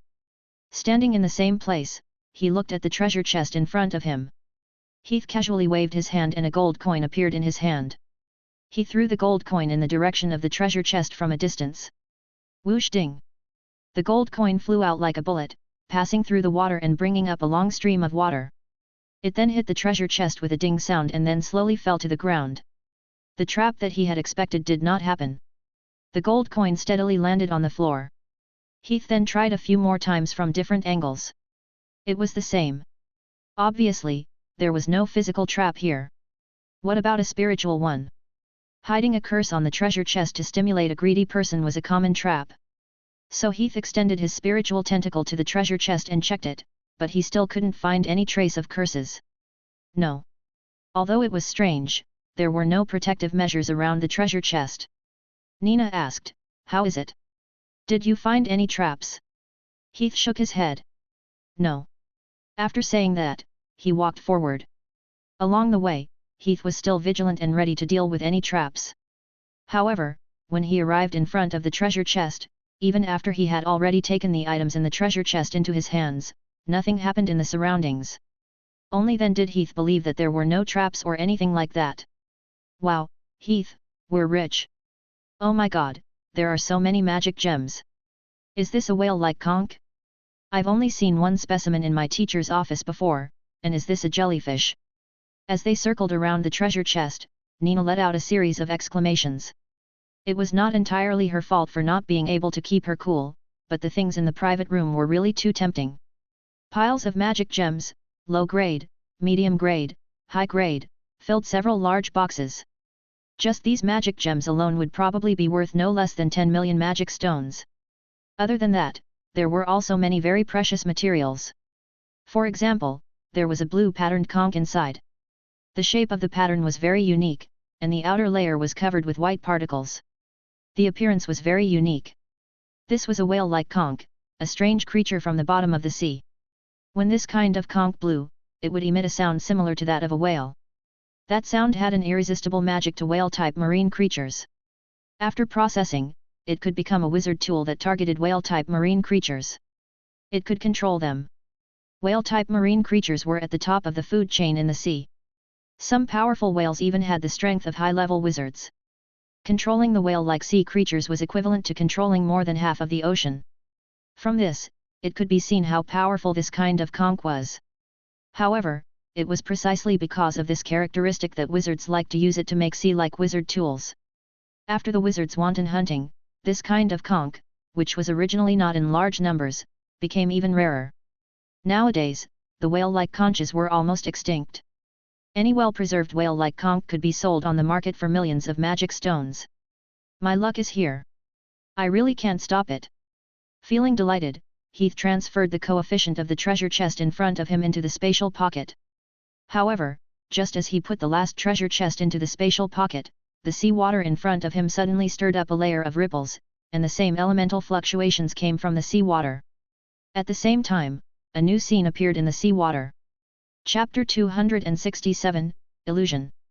Just like before, the sea water in the air receded, and the old hall looked brand new. The ice-cold braziers that had been soaked in the water also reignited balls of flames. The burning flames lit up the interior of the hall. In the spacious palace, there were a few large wooden chests, which were the treasure chests that had just been taken away by Heath. Around the chests were a few naked warriors who were holding tridents. They were sirens. In addition, there were a few people standing in front of them. Some were normal humans, and some were sea creatures with gills or scales on their bodies. The most eye-catching one was a beautiful woman. It was Selena, who had been presiding over the ceremony outside the palace. The group seemed to be discussing something. Selena took out a conch from the chest and looked at it. She asked, "Are the taxes sent this year all here? Why are there so few?" An elder of the Siren tribe stood up and said, "The harvest of the 6 tribes this year is not very good. Because of the war on the west coast, many people are not in the mood to work. Everyone is worried that the war will spread to us. There are also some people who are not willing to pay taxes." Selena asked, "Why?"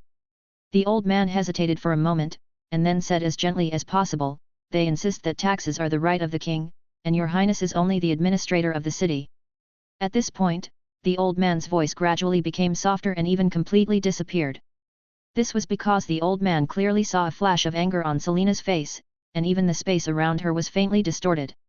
She said coldly, "Which tribe refused to pay taxes? Write a list for me later." The people standing in the hall looked at each other. The old man quickly said, "Your highness, although these people have offended your highness, they are after all in the name of the king. If you treat them without permission, the one who has the sea god bracelet in their hand is the king of the ocean." Selena interrupted without any doubt. She raised her wrist and showed the bracelet. She said calmly, "Since mother handed the bracelet to me before she went into seclusion, it means that she has accepted me as the master of the sea. At least before mother comes out of seclusion, everything in the sea is under my control." At this point, she knocked on the treasure chests with her hand. "Let's put this batch of taxes here first. When the rest of the taxes are paid, they will be put into the warehouse together. One day, if they don't pay the taxes, let these things be piled here and let those guys have a good look. This is the annual tax for the 8 seas, 3 seas, and 6 tribes. The old man frowned, and could only nod. Yes. All right, let's call it a day. Selina waved her hand. Yes. Everyone in the hall retreated. The old man who spoke to Selina first walked at the back, slowing down his pace. After everyone left, he turned back without batting an eyelid. When Selina saw this, she could not help but ask, "Teacher Wayne, is there anything else?" Wayne nodded, but did not say anything. Instead, he looked at the guards on the left and right. Selina waved her hand, and the guards all retreated, leaving only 2 people in the spacious hall. Only then did the old man speak, "Your Highness, forgive me for being blunt, but you shouldn't have done that just now." Selina asked, "What do you mean?" The old man said, "If it was just the 6 tribes, they definitely wouldn't have the guts to go against your wishes. We all know that those who can make them arbitrarily withhold tax money are the people behind them." Selina went straight to the point. "Just say that they are my brothers and sisters." Wayne was silent. Selina said, "I know that they are not convinced. They think that I used despicable means to win the trust of Mother. They don't even think about what kind of people they are. Who can trust the ocean in their hands?" Wayne frowned. "But they have inherited the powerful strength of the Lord of the Sea, especially the 2 princes, Celis and Raton. Their strength is rumored to be no less than that of the Lord of the Sea. And now, it is rumored that they have colluded with those who like to hide in their cloaks. This is not a good sign, Your Highness." Selina said disdainfully, "With just my 2 simple-minded brothers? As for those so-called wizards, they are just a bunch of clowns hiding in the shadows." Wayne shook his head noncommittally and said, "I'm afraid things won't be that simple. Your 2 brothers may admire power more, but wizards are not clowns. I still suggest that Your Highness pay attention to this new force. As far as I know, the current mess on the west coast is related to them. The flame god has even been troubled by them." Selina said, "The reason why Everett is where he is today is because he is too cruel. Even the gods don't like him. He deserves to be in such a situation. But even if they don't like him, they are all gods after all. They won't just sit idly by. I have already sent the sea god guards over. The turmoil on the west coast will be over soon, including those clowns that you mentioned."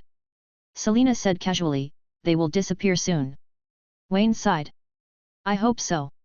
Selina said, "As for the rest of my brothers, I will tell them very soon who is the real king of this ocean. Teacher, you don't have to worry." Wayne hesitated for a moment until he saw the bracelet on Selina's hand. He said, "Yes." After a pause, Selina suddenly said, "Let's leave the matter of my brothers for now. Also, I have a question to ask you." Wayne said, "Please go ahead." Selina said, "Recently, when I use the bracelet, I always feel that my power is not smooth. What's going on?" Wayne was puzzled. "There's such a thing? Take off the bracelet and let me see." At this moment, Nina, who was standing next to Heath, seemed to have thought of something. Suddenly, she looked at Wayne, the old man next to Selina, and said, "Ah, I remember now. This old man is Wayne Salasis, the #1 alchemist of the sea folk race in the Age of the Gods. The sea god bracelet was forged by his hand." Heath raised his eyebrows. Wayne Salasis. He couldn't help but look at the old man twice. Because he often did experiments, Heath had a lot of knowledge about alchemy. He wasn't unfamiliar with the name Wayne Salasis. He had seen his name many times in books. He was one of the founders of modern alchemy. He had forged many wizard tools in his life. They were basically rare and exquisite items. Even in this era, many powerful items were fought for by everyone. However, Heath did not know that the sea god bracelet Nina mentioned was also made by Wayne. Chapter 268, Return Journey. The illusion in the sea ended here. After that, Heath did not see any other illusion. After the sea returned to its calm state, Nina touched her chin, acting like a famous detective. "I see. It seems that the rumor of the discord between the sirens and Selina is false. Selina should be very supportive of her mother. But this is strange. If the discord between them is a rumor, then why did the sirens summon the flood to destroy Jewel City? What do you think is the reason, Heath?" Heath replied nonchalantly, "I'm not sure." He was not very interested in the secrets of history. Compared to these, he was more interested in the real thing. After answering Nina, he continued with his work. He put all the treasure chests in the hall into his dimensional pocket and counted them. There were 6 treasure chests in total, and the most valuable one was the whale-like conch. Other than that, there were all kinds of magic gems, all kinds of strange magic materials, gold coins with magic power, and so on. All of them added up to not less than 10 million magic stones, and this was only a preliminary estimate. Heath sighed and said, "The sea folk race is really rich." From the conversation in the illusion, it seemed that this was not all the taxes of the sea folk race. It was really amazing that they could have such productivity 10,000 years ago. After tidying up the treasure chests, Heath continued to take Nina around the hall. With the help of the system, they found some magic materials one after another, which were worth about 100,000 magic stones. 100,000 magic stones was not a small number, but with the few treasure chests in front of them, it was not a big deal. After sweeping around the hall, Heath returned to the city outside. This city was completely built on magic. The magic materials used in it were definitely not to be underestimated. Just by looking at the street lamps, one could tell. If all the magic crystals in that row of street lamps were collected, it would not be a small amount. However, after thinking seriously for a while, Heath decided not to provoke them for the time being. The main thing was that the magic warning measures of this city seemed to be still intact. Just a few siren golems from before had already beaten him until he was covered in dust. If something more powerful appeared, he did not know if he would be able to withstand it. "I'll stay here for a long time anyway. I'll take it slow," Heath decided in his heart. Then, he left the underwater city with Nina. Although mermaid sea gills could operate as long as he had enough magic stones, he was a land creature after all. It wasn't good to stay underwater for a long time. If it wasn't necessary, it was better to stay on the shore. For the next month, Heath stayed in this place under the shadow of the ship. While cultivating, he explored the sea to look for the purple coral. At the same time, he was also exploring the underwater ruins of Aramstead. He was not in a hurry to succeed. He maintained a proper rhythm every day and explored a little bit every day. He had plenty of time now anyway. He explored this area continuously for more than a month. He had basically explored most of this area of the sea, and he had also explored more than half of the underwater ruins. Although there were still some areas that he had not explored yet, the danger factor in those areas was quite high. After weighing the pros and cons, Heath decided not to be greedy for the time being. In addition, the supplies on the ship were almost insufficient. Therefore, he decided to temporarily stop here for this trip to the sea. He would only come back when his strength had improved further. Although he did not gain as much as he did when he discovered the underwater ruins in the past month or so, he had collected various materials one after another. These were all materials that he could use in his cultivation. The value was at least hundreds of thousands of magic stones. More importantly, the attributes that he obtained from collecting these materials increased his spiritual power by more than 10% in just a month. It was equivalent to several years of hard training. Tens of millions of magic stones, and a massive increase in spiritual power. This trip to the sea was really a huge profit. The only problem was that the target of this trip, the purple coral, was nowhere to be found. He searched the entire sea area but still could not find it. However, Heath was mentally prepared for this. Purple coral was not a magic material that could be easily found. He did not have the luck to find it on a voyage. After the last exploration, Heath set off on his return journey, ending his first voyage to the Gold Coast. One day after Heath left Shipwreck Bay. With Heath's departure, the sea under the shadow returned to its former calm. There was not a hint of wind in the foggy air, and the old sailboats were scattered all over the place. The waves hit the decaying wooden planks, producing pa sounds that reverberated in this desolate place. Gulp! Gulp! Gulp! Suddenly, a strange sound appeared above the sea. A series of large bubbles appeared on the surface of the sea. With the help of the remaining light, it could be vaguely seen that something under the sea was rapidly rising to the surface of the sea. It was a black shadow. The black shadow rose higher and higher, getting bigger and bigger. In an instant, it broke through to the surface of the sea. Crash! The black shadow broke through the surface of the sea and arrived at the sea. At the same time, it revealed its true appearance. It was a huge whale. The huge whale appeared on the surface of the sea, knocking away the two sailboats that were lying on the surface of the sea at the same time. Immediately after, the whale opened its huge mouth up and down. A man and a woman walked out from the whale. Both of them were wearing light blue wizard cloaks. On the chest of the cloak was a unique emblem, which looked like a wave or a hickey. Any wizard in the Golden Islands could recognize the identity of this emblem at a glance. Deep sea kiss. After coming out of the whale's mouth, the witch's face suddenly stiffened. She sniffed and quickly said, "Ralph, there's the smell of a stranger here. It's an unknown wizard." The male wizard was adjusting his cloak. After hearing the witch's words, he casually asked, "Oh, is that so? Is that the unlucky guy who got lost somewhere?" All the wizards in this area knew that this was the territory of Deep Sea Kiss. Except for people who got lost in the sea and mistakenly entered, there were basically no outsiders here. The witch said seriously, "Shouldn't we quickly check if that stranger has any improper behavior?" The wizard sneered, "Sarah, are you worried that someone secretly collected our materials while we were away? Or are you questioning the power of Deep Sea Kiss?" Hearing her companion's words, the witch's expression relaxed a little, but she still insisted, "I'll take a look first." As she spoke, she took out a space pocket, grabbed a handful of granular substances that looked like rice grains from the bag, and sprinkled them into the sea water. These granular substances quickly melted in the water after falling into the water, and then released a unique smell, which spread in the sea water in an instant.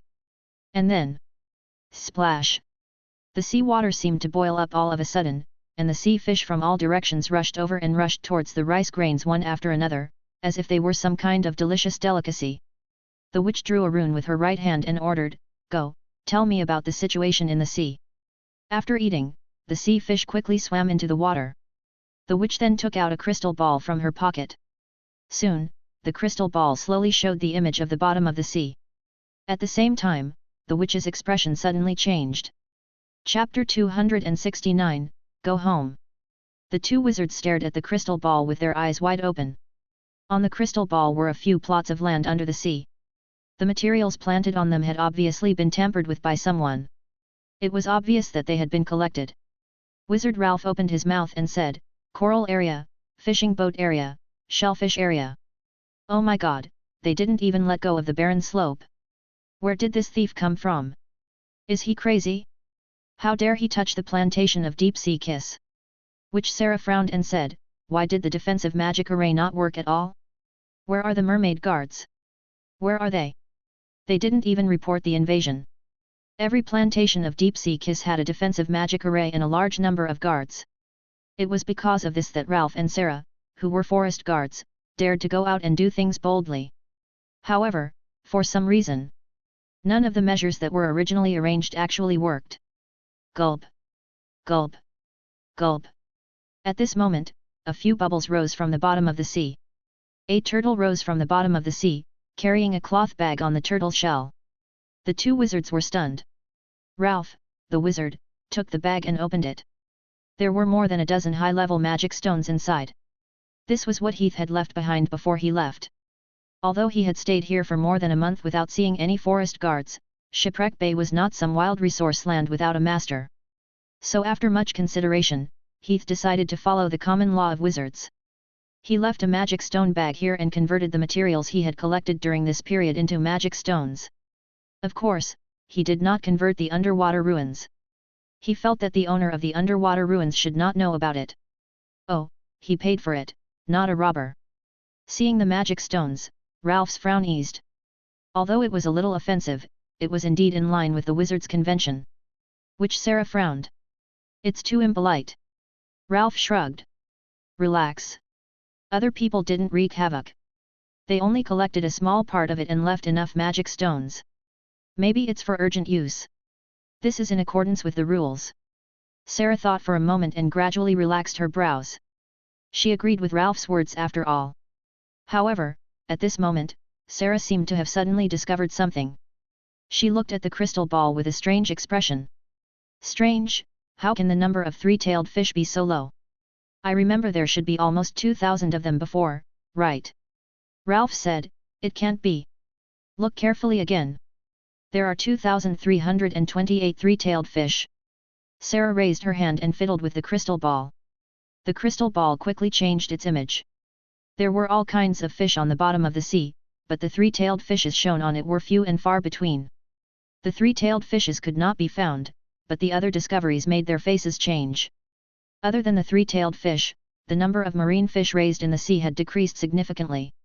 Three-tailed fish, dragon-scaled crab, black pearl shell. There were less than 1/10 of the marine fish in the sea, and some of the species were only left with single digits. The more she looked down, the uglier Sarah's expression became. She flew into a rage out of humiliation and threw the magic stone bag that she had just held in her hand far away. The more she looked at the magic stone bag, the more she felt that it was a humiliation. Sarah said angrily, "What is this? An insult." It was one thing to plunder the sea creatures when they were not around, but to pretend to leave some magic stones behind? Other than humiliation, Sarah could not think of any other reason. Actually, Sarah had completely wronged Heath here. The real culprit in plundering the sea creatures was actually the siren that Heath had encountered when he first arrived here. It was also the one who had destroyed the defensive measures here and gotten rid of the mermaid guards. It was precisely because of this. Heath had entered this resource area without encountering any obstacles before and started collecting. However, every time the siren hunted, it would open a barrier and devour all the creatures inside the barrier, leaving no survivors at all.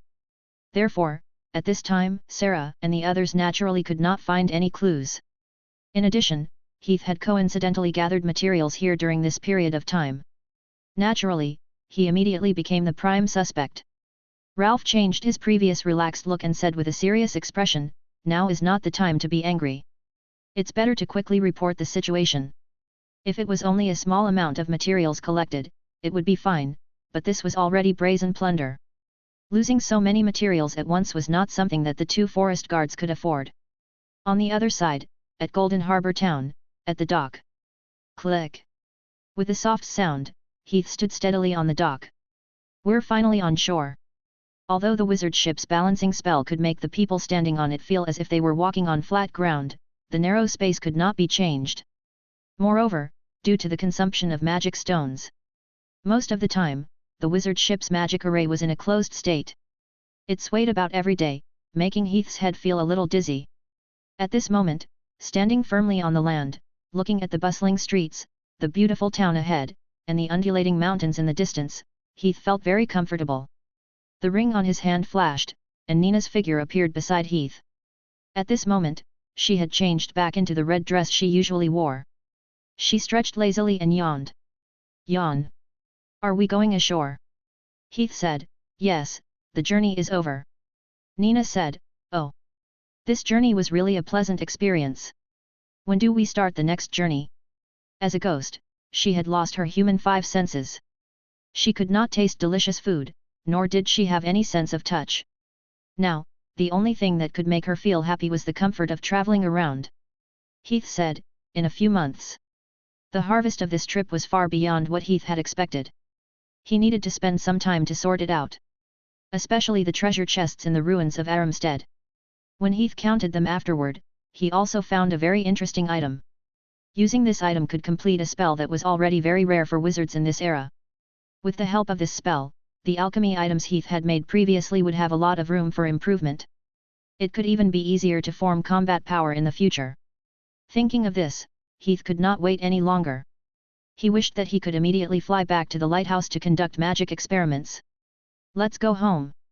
After saying this in high spirits, Heath walked briskly towards the town. Chapter 270, Space. Golden Harbor Town, Heath's lighthouse, laboratory. Ding! Ding! Dong! Dong! A crisp sound rang out from the laboratory. In the spacious laboratory, a huge stone man was lying diagonally against the window. The huge stone arm was placed flat on the ground, and the patterns on the stone body were shimmering with a faint luster. Beside it, there were also a few large volcanic rocks scattered around. In front of the golem, Heath was sitting on a small stool, holding a small hammer and chisel in his hand as he knocked against a volcanic rock. Rune number 3 of Aramstead. Crivet's arrangement. The chisel knocked against the volcanic rock, causing sparks to fly.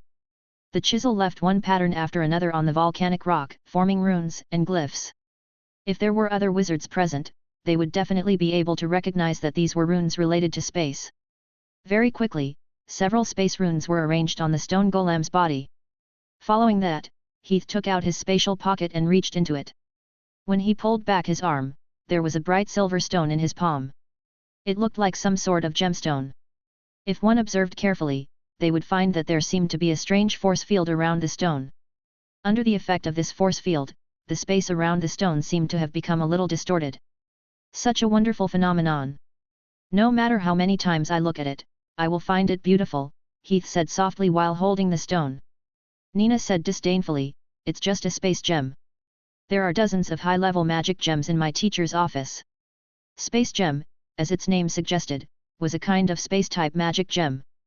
The internal structure of this magic gem was naturally compatible with the space force field. It was a natural space-type magic ore, and was one of the best materials used to set up space spells. This space gem was exactly what he found in the treasure chest at the bottom of the sea. Otherwise, don't look at how easy Nina said it was. In fact, space gems were very rare gem materials, and even in the market, it was very difficult to come across. Heath looked at the distorted force field that was surging around the gem, and the distorted force field seemed to form some unique patterns. He said with fascination, it has nothing to do with the value of the gemstone itself. What attracts me is these beautiful patterns. Space. This was one of the biggest academic studies among all the wizards. To put it simply, space was the foundation of everything, the most primitive foundation of the world. The world was made up of one space after another. Space elemental particles had many wonderful properties. After mastering these properties, one could use many wonderful space-type spells, such as enchantments, teleportation, and so on. And now, Heath wanted to use this space gem to complete the spell on the stone golem. It was one of the most mysterious spells in the space-type spells. Teleportation. In the wizard world, teleportation was generally divided into two types, namely short-distance teleportation and long-distance teleportation. Speaking of which, one had to mention the space composition of the wizard world. The space composition of the wizard world was made up of space elemental particles. Countless space elemental particles formed space elements, and space elements formed space bubbles. Finally, space bubbles gave birth to the entire world. It was said that the wizard world was in an independent space bubble. There were many similar bubble legends, such as Hell, the Abyss, and so on. Each space bubble had an independent world inside. And all these space bubbles floated on a strange space, which was also called the Void Sea. The core principle of teleportation spells came from the Void Sea. The space bubbles floating above the Void Sea were not always motionless, but were moving at a speed beyond the comprehension of living creatures.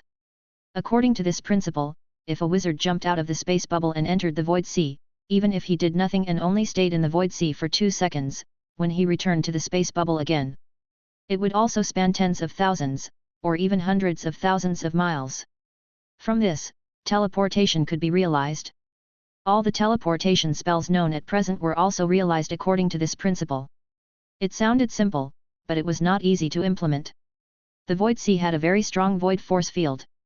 Any living creature that entered would be torn to pieces. It was said that even stigmata-level wizards did not dare to enter recklessly. Because of this, most of the teleportation spells now only allowed the body to enter the shallow level of the Void Sea, and could only complete some short-distance teleportation. It was said that the wizards of ancient times had done research in this area, which could allow people to enter the void for a long time to achieve long-distance teleportation. However, the specific spell template had been lost, and now only some incomplete information was left.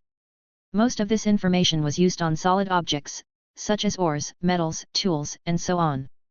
The elemental particles of these dead objects were not active, and they would not be torn by the power of the void in the Void Sea. And now, Heath wanted to use this spell on the stone golem. The stone golem's body was made of volcanic rocks. It had enough sturdiness that it would not be harmed even if it traveled through the Void Sea. The long-distance teleportation that could not be achieved by wizards was not difficult for the stone golem. At present, the stone golem could not form a fighting force because its huge body was not easy to move. Because it was mixed with some of Heath's soul, it could not be put into space equipment. If it could achieve long-distance teleportation on its body, then Heath could put it in a fixed place and summon it whenever he needed it in the future. Cha, cha, cha. Soon, a piece of volcanic rock was covered with dense space runes by Heath. Then, he took the space gem and left a magic array on the floor with the space gem as the center. A simplified version of the teleportation magic array was completed. Teleportation was a very complicated spell knowledge. Although Heath had read a lot of information about it, he did not dare to say that he was sure of it. Of course, he had to do more experiments before he could use it on the stone golem. Anyway, there were still a lot of volcanic rocks left from the initial purchase, so it was more than enough for experiments. Let's begin. When he arrived in front of the magic array, Heath pressed his palms together. With a paw sound, he pressed down on the ground. Immediately, the space gem lit up with an intense beam of light.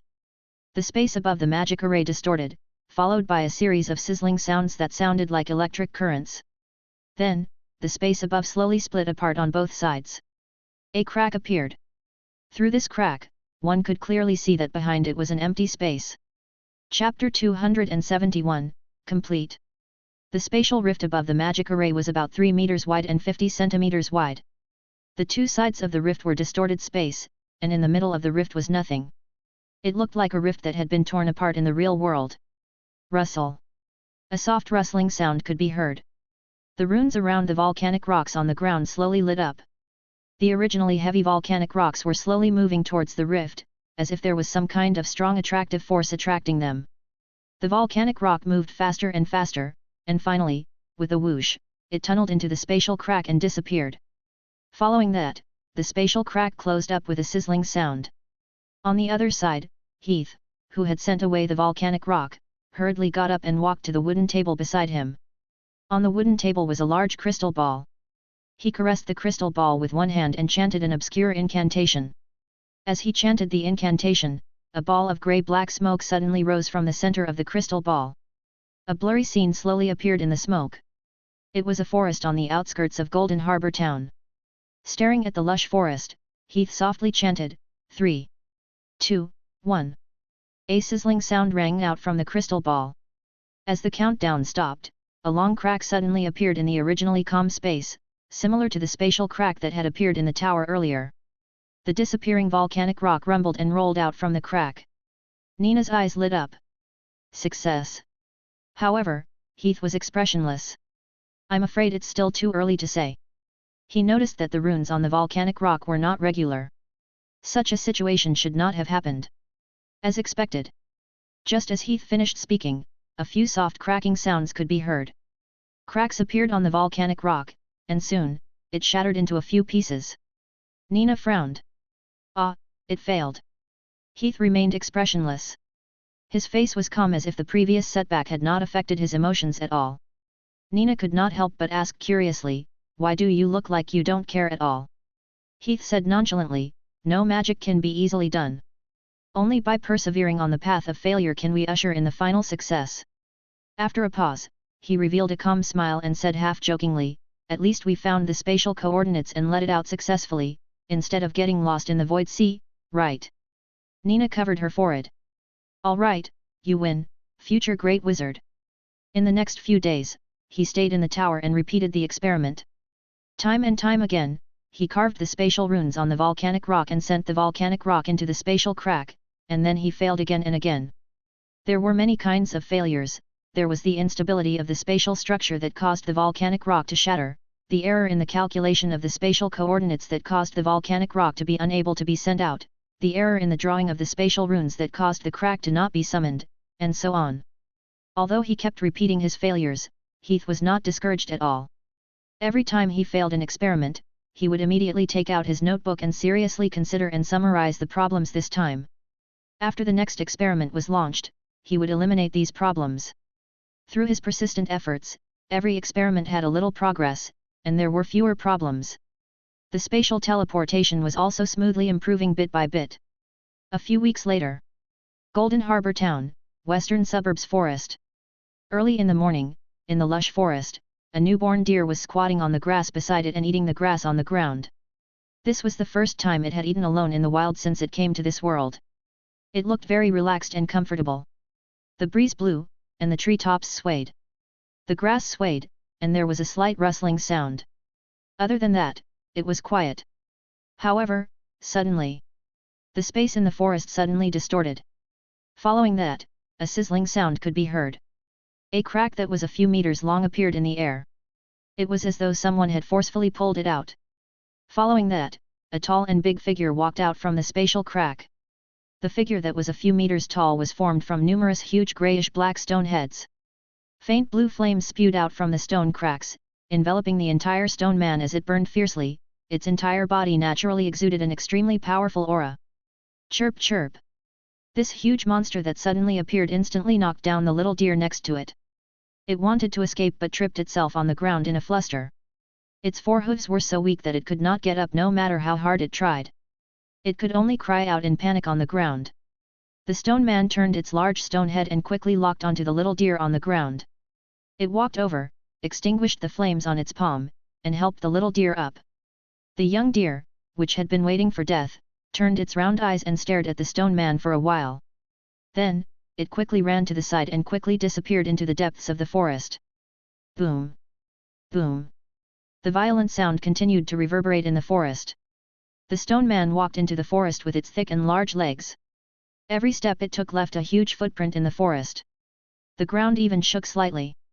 In the tower dozens of miles away, a hint of joy finally appeared on Heath's face. Whew! It finally succeeded. Without shattering, collapsing, or getting lost in the void sea, the stone golem was successfully teleported out of the spatial rift, and it still retained its complete form. Let's see how strong this guy is. Previously, because it was inconvenient to move, and the part of the soul flame that was released was too weak, Heath did not test the stone golem's compatibility after it was completed. Now that he had a rare chance, of course he had to give it a try. For a moment, he could not help but control hellfire in the forest through the spiritual connection. Running, jumping, attacking, rolling. Because it was a direct connection with his soul, Heath's control over the stone golem was meticulous. It was the same as having control over his own body. With his strength as a Grand Knight, he had already reached an extreme level in the use of his body movements. Even a giant creature like the stone golem could easily perform those high-difficulty movements. After a series of experiments, Heath became more and more satisfied. The alchemy puppet made from volcanic rock had exceeded his expectations. Whether it was strength, agility, or vitality, it was very strong. If it was not for the weak soul power, it would already be comparable to an intermediate-level wizard. Haha, when my soul power becomes stronger in the future, I will call this thing out when I fight with others. Won't it scare people half to death? Heath was silently happy in his heart. Chapter 272, Boy. A few days later, in Golden Harbor Town, Heath's lighthouse, a classroom on the first floor. After settling down in Golden Harbor Town, Heath cleaned up the first floor of the lighthouse and turned it into a classroom for teaching the children nearby. After all, he was now a scholar, right? At this moment, in the classroom, Heath was routinely teaching today's knowledge. The place we are at is called the Gold Coast. It is said that this name is derived from the custom agreed upon by the ancient wizards. The reason why the seawater is salty is because it contains a very high amount of salt. If salt is continuously injected into the seawater and the density is raised to a certain level, humans will be able to float on the surface of the water without any help from external forces. Professor Heath's content was mainly about literacy, but other than that, he also talked about a variety of other knowledge, such as astronomy, geography, history, and even common knowledge such as mathematics and physics. There was no standardized education in this world, and of course, there were no fixed subjects for teaching. What classes they wanted to teach was mainly up to the scholars themselves. In the spacious classroom, more than a dozen children sat upright on small benches, listening seriously to what Heath was talking about. From time to time, pairs of small hands were raised to ask all kinds of questions. Teacher Heath, is what you said true? You can float on the water without using a wooden board? Isn't this magic? That's the power of wizards. They were too young to understand the importance of knowledge. They simply felt that listening to Heath's lecture and learning knowledge was much more interesting than staying at home to help their parents dry fish. In addition, they could occasionally hear the teacher tell some mythical stories about magic and the legendary wizards. Teacher, you can float on the sea without using a wooden board? Can a wizard's magic do it? Can it be done? Lily stood up and stared at Heath with her big eyes full of anticipation. The other students also looked over. Heath smiled and nodded. Yes, a wizard's magic can also allow you to stand on the water. The children who received a definite answer cheered. That's what I said. A wizard can really do it. A wizard's magic can stand on the water. A wizard can do anything. Magic can do anything. No matter which plane, era, or age, the supernatural power was always what mortals were most interested in. Although scholars and wizards were on completely different levels, the children simply thought that the knowledgeable scholars must know the legendary wizards, so they often pestered Heath to ask him many questions about wizards. Seeing that they were so interested, Heath would occasionally tell them some wizard legends after class. Heath raised his hand to calm the excited children down. "All right, let's return our attention to the textbooks. What we're talking about now is not magic." Dong! At this moment, a crisp sound came from the door. The half-closed door was smashed open, and a small stone bounced on the door twice before falling to the ground. "Ah! Someone threw a stone. Who is so disgusting? It must be Eric the troublemaker." The children swarmed toward the classroom door, only to see a little boy standing outside Heath's fence yard. He was about the same age as the children inside, about 7 or 8 years old. However, his clothes were much shabbier than the children here. He was dirty and looked like a homeless beggar. "It's him. I knew it was Eric, that annoying guy. What does he want?" The children began to discuss, looking at the boy with disgust. Lily put her hands on her hips and stood out. She scolded the little boy, "Eric, you annoying guy, we are in class. Don't come and make trouble." The little boy made a face. "What class? What can that liar teach you?" Lily's cheeks puffed up. "What nonsense are you talking about? Our teacher is a scholar, do you understand?" The little boy took out a stone from his pocket and tossed it around. He said disdainfully, "A scholar is nothing. In front of a knight, he can't even be compared to a pinky finger. When I find the mysterious wizard in the forest to become a knight, I'll bring that old liar to walk the horse." Lily snorted. "I can't be bothered with you." After saying that, she did not bother with the little boy anymore. She turned around and called the other students back. "Let's go back to class. Ignore him." Seeing that everyone was going back, the little boy looked a little anxious. The smile on his face instantly disappeared. He immediately said, "Don't go. I haven't bullied you guys enough. Do I agree to you guys leaving? If anyone dares to leave, I'll smash them to death." As he said that, he made a gesture to throw the stone in his hand over. The other children were obviously a little afraid. Only Lily remained unmoved. She pulled the other students and said, "Don't be afraid of him. Let's go." Under Lily's persuasion, the children went back. Seeing that, the little boy bit his lips and said angrily, "You asked for it." As he said that, he threw the stone in his hand at Lily. The stone drew an arc in the air and flew straight towards Lily's head. At the moment, Lily was busy calling her classmates to go back and did not notice it at all. Just as the stone was about to hit Lily's head, a hand reached out and grabbed the stone. Heath, who was dressed in black, appeared at the door. "Teacher! Teacher!" The children quickly bowed. Heath walked to the door and his gaze fell on the little boy at the door. Seeing an adult coming over, the little boy was not afraid at all. Instead, he said sharply, "Hey, you, are you that old swindler? You tricked all the children in the town to come here and stay. What are your intentions? You're an evil wizard, right? You'll turn them into frogs and eat them, right? You'd better stay away from them. Although I don't like them either, this is my territory. I won't allow anyone to do evil here.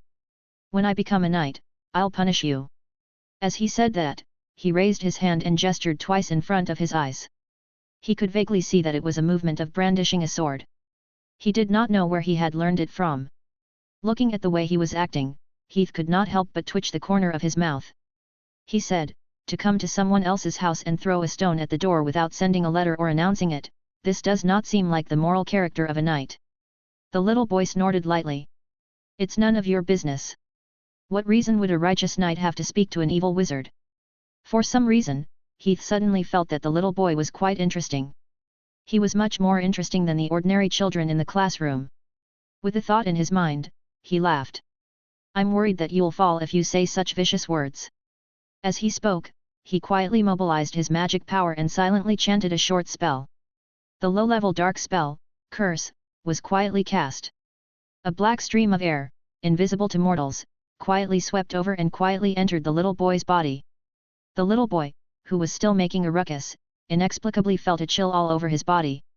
An ominous feeling quickly rose in his heart, and he was no longer in the mood to play around here. He snorted again. I'm very stable. As he spoke, he even raised one of his legs and patted it. However, as soon as he finished speaking, he lost his balance as he stood on one leg. He stumbled and fell directly to the ground. With a paw sound, he directly fell down. He ate a mouthful of grass and mud. The children burst into laughter. The little boy who got up had a dumbfounded look on his face. After hearing the laughter of the children at the door, his entire person suddenly became unwell. His whole face was flushed red, and he bit his lips tightly.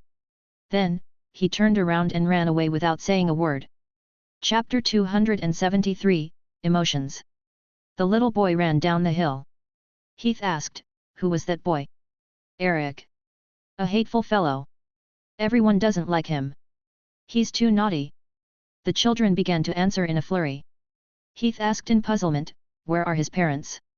The commoners of this generation had sent their children over one after another after learning that there was free knowledge to learn. However, Heath had never seen this little boy before. "They're dead. There's only one uncle left now. He's a sailor. He's only at home a few days a year. No one can control him." Heath was stunned. So that was the case. No wonder he looked like he lacked discipline.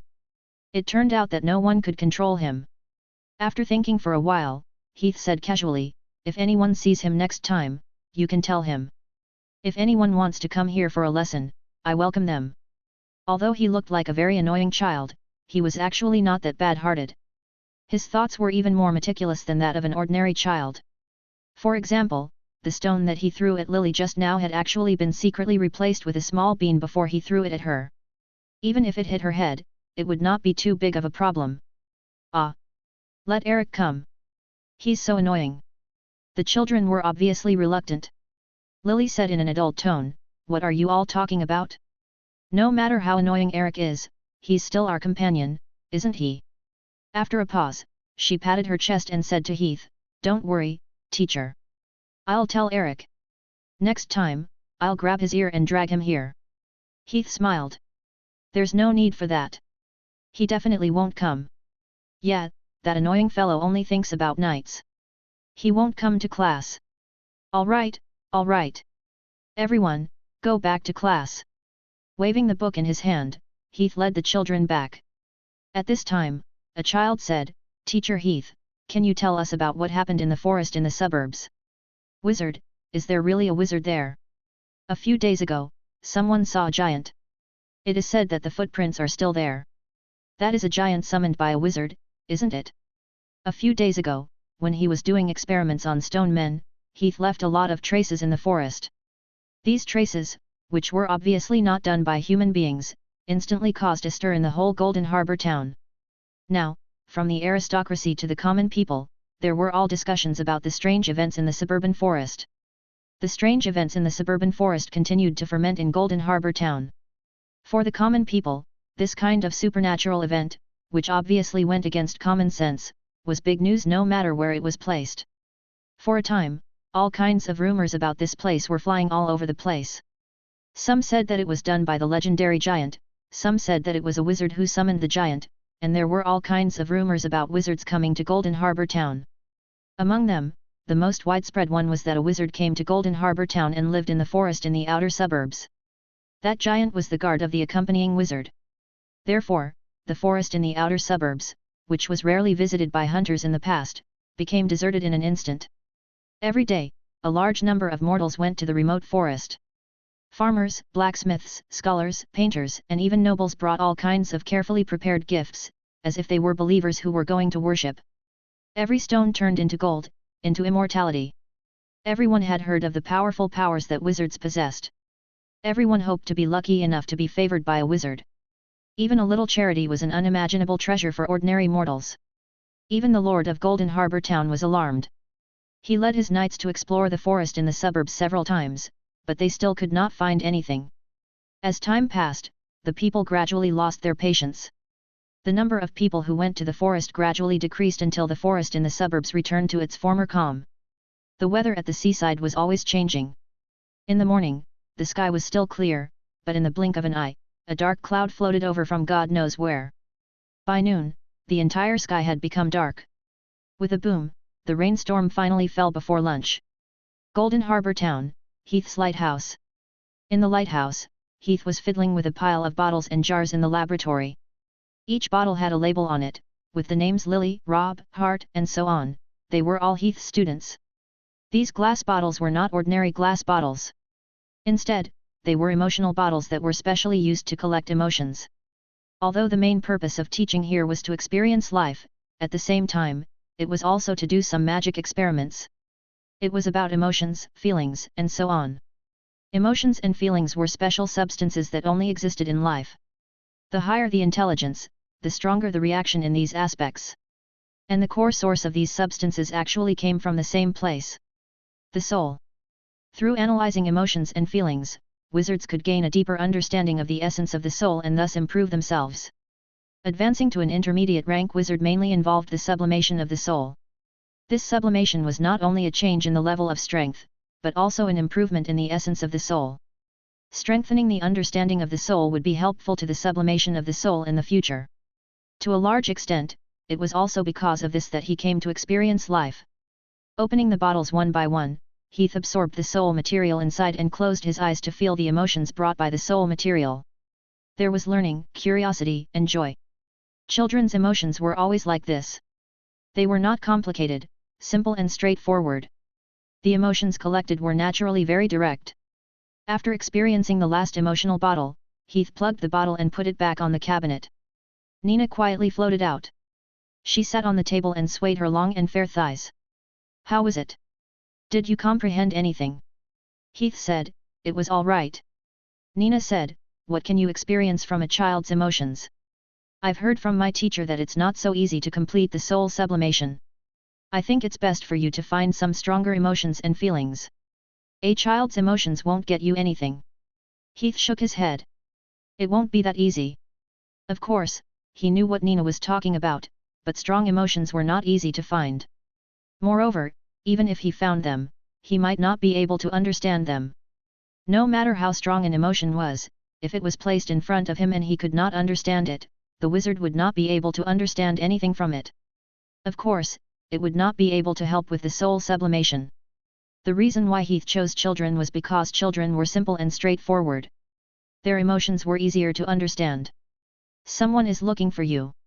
At this moment, Nina suddenly said. At the same time. Knock, knock, knock. A series of awkward knocking sounds came from downstairs. Chapter 274, Searching. Knock, knock, knock.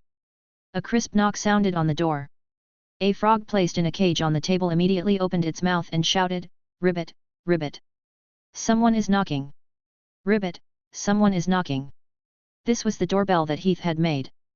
Other than that, he had also made cat's eye, ladder, and so on. After all, he would always spend a lot of time in the laboratory.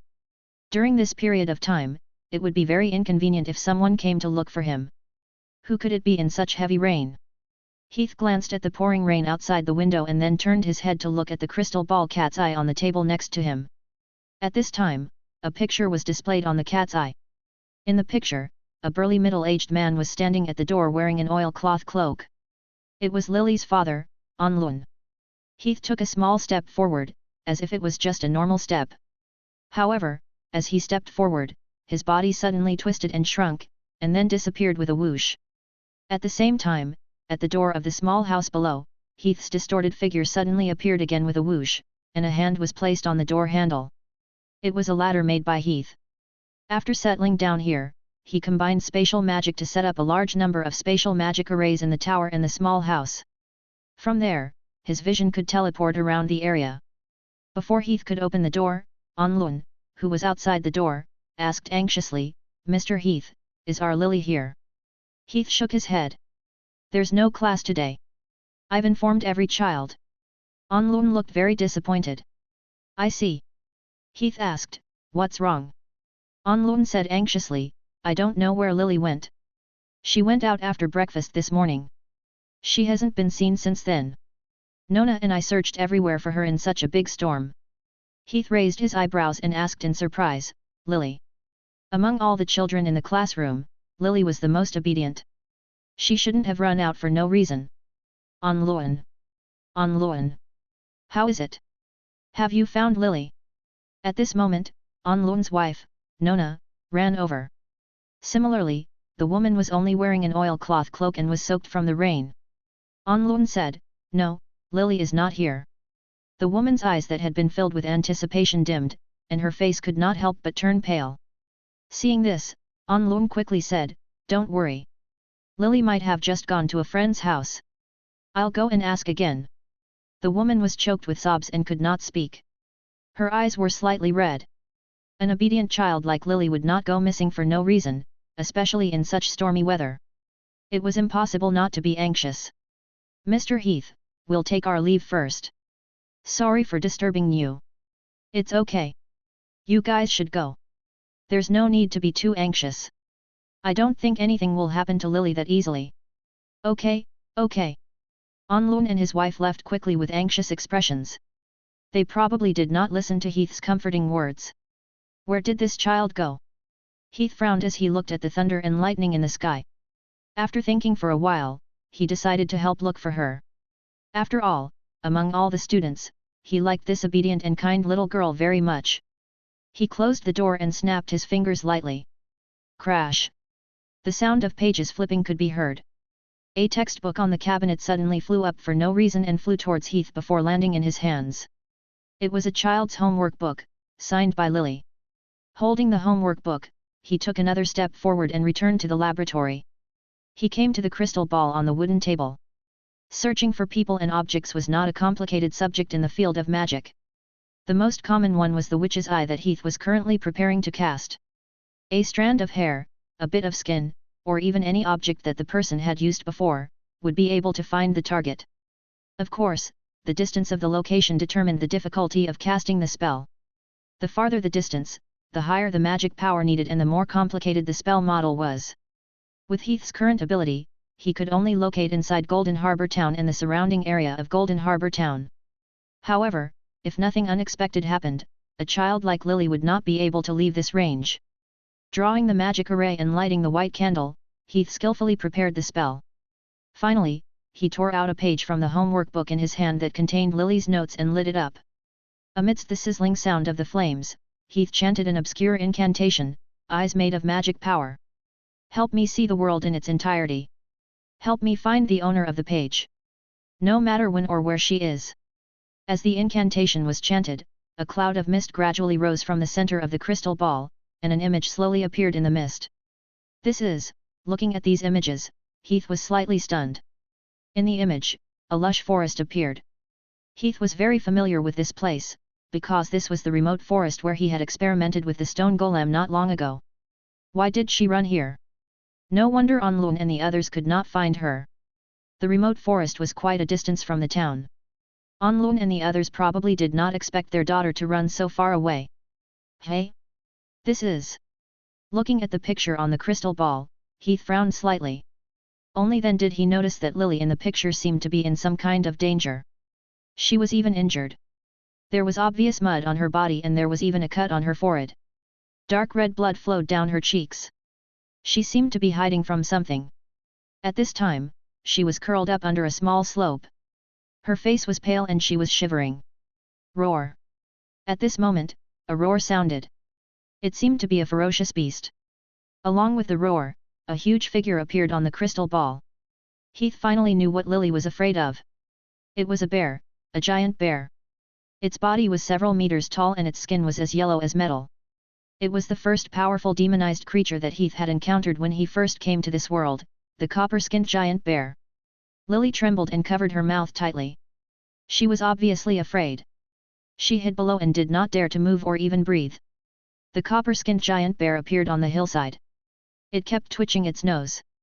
The pouring rain did not seem to have affected its overly sensitive sense of smell. After sniffing a few times, it quickly locked onto its target through the faint smell of blood in the air. A giant bear's head rose downward and a pair of bear eyes immediately locked onto Lily below. Chapter 275, Suddenly. The giant bear's head was as big as a bathtub. Its two eyes, which were as red as those of the same age, stared at Lily below. The exposed fangs on its mouth began to drool. Wah! Lily could no longer control her emotions. Tears began to fall. She shouted at the copper-skinned giant bear in front of her, "Don't come over, don't come over! Don't eat me, don't eat me!" Of course, the copper-skinned giant bear did not care about Lily's crying. It stretched out its claws and opened its mouth, clawing and biting at Lily. Fortunately, Lily was hiding in a small pit, which was a little far from the ground. The copper-skinned giant bear could not get in, so it could only use its claws. However, its claws were not long enough, so it could not reach Lily after a few attempts. Seeing that it could not reach Lily directly, the copper-skinned giant bear immediately changed its strategy and began to bite and dig the edge of the pit, trying to expand the pit. This method obviously worked well. Under his operation of scratching and biting, the pit quickly expanded. Seeing that the pit was getting bigger and bigger, and that the copper-skinned giant bear was about to enter, Lily, who was hiding below, could no longer control her emotions and cried out in despair. At this moment, "Let her go!" a voice sounded. Although it was young, it was sonorous and powerful. With this voice, a huge rock drew a parabola in the air, and then with a whoosh, it smashed heavily on the head of the copper-skinned giant bear. Without activating its innate spell, the copper-skinned giant bear's defense was not much stronger than that of an ordinary giant bear. When the huge rock hit the head of the copper-skinned giant bear, there was a bang. The head of the copper-skinned giant bear that could be seen with the naked eye quickly bulged. "Awoo!" The copper-skinned giant bear cried out in pain. It immediately gave up on the prey that it was about to get and immediately looked towards the back of the slope. At this time, a figure suddenly appeared at the back of the slope. It was a little boy. His clothes were torn and tattered, and his entire body was dirty. There were 2 big dragon snots hanging from his nostrils. Heath was stunned, and the spell he was preparing paused for a moment. This little boy was none other than Eric, the little boy who had caused trouble in his class not long ago and smashed his window. Eric said fiercely to the copper-skinned giant bear, "Get away from her, or I'll tear off your bearskin and make you into clothes." The copper-skinned giant bear seemed to be stunned for a moment, with an incredulous expression that said, "Is this guy provoking me?" Then, roar! A deafening roar sounded. The copper-skinned giant bear seemed to want to teach the boy a lesson. It opened its mouth wide, and a foul wind mixed with putrid spit spewed out from its mouth. Even Eric's hair flew up. Even an adult could not remain calm in front of such a terrifying force, let alone a child. Eric was obviously very scared. His face turned as white as paper, and his whole body was shivering. His teeth were chattering, and he looked like he would fall at any moment. However, even though he was so scared, Eric still stood there, not even taking a step back. He held a branch that he had picked up from God knows where in his hand, and made a non-standard starting position that he had learned from God knows where. He gritted his teeth and said, Get out of my way. Stay away from her. This is my territory." Roar! A deafening roar resounded throughout the entire forest. The copper-skinned giant bear was completely enraged. Such a weak creature not only did not lie down in front of it, but instead repeatedly provoked it. This was simply unforgivable.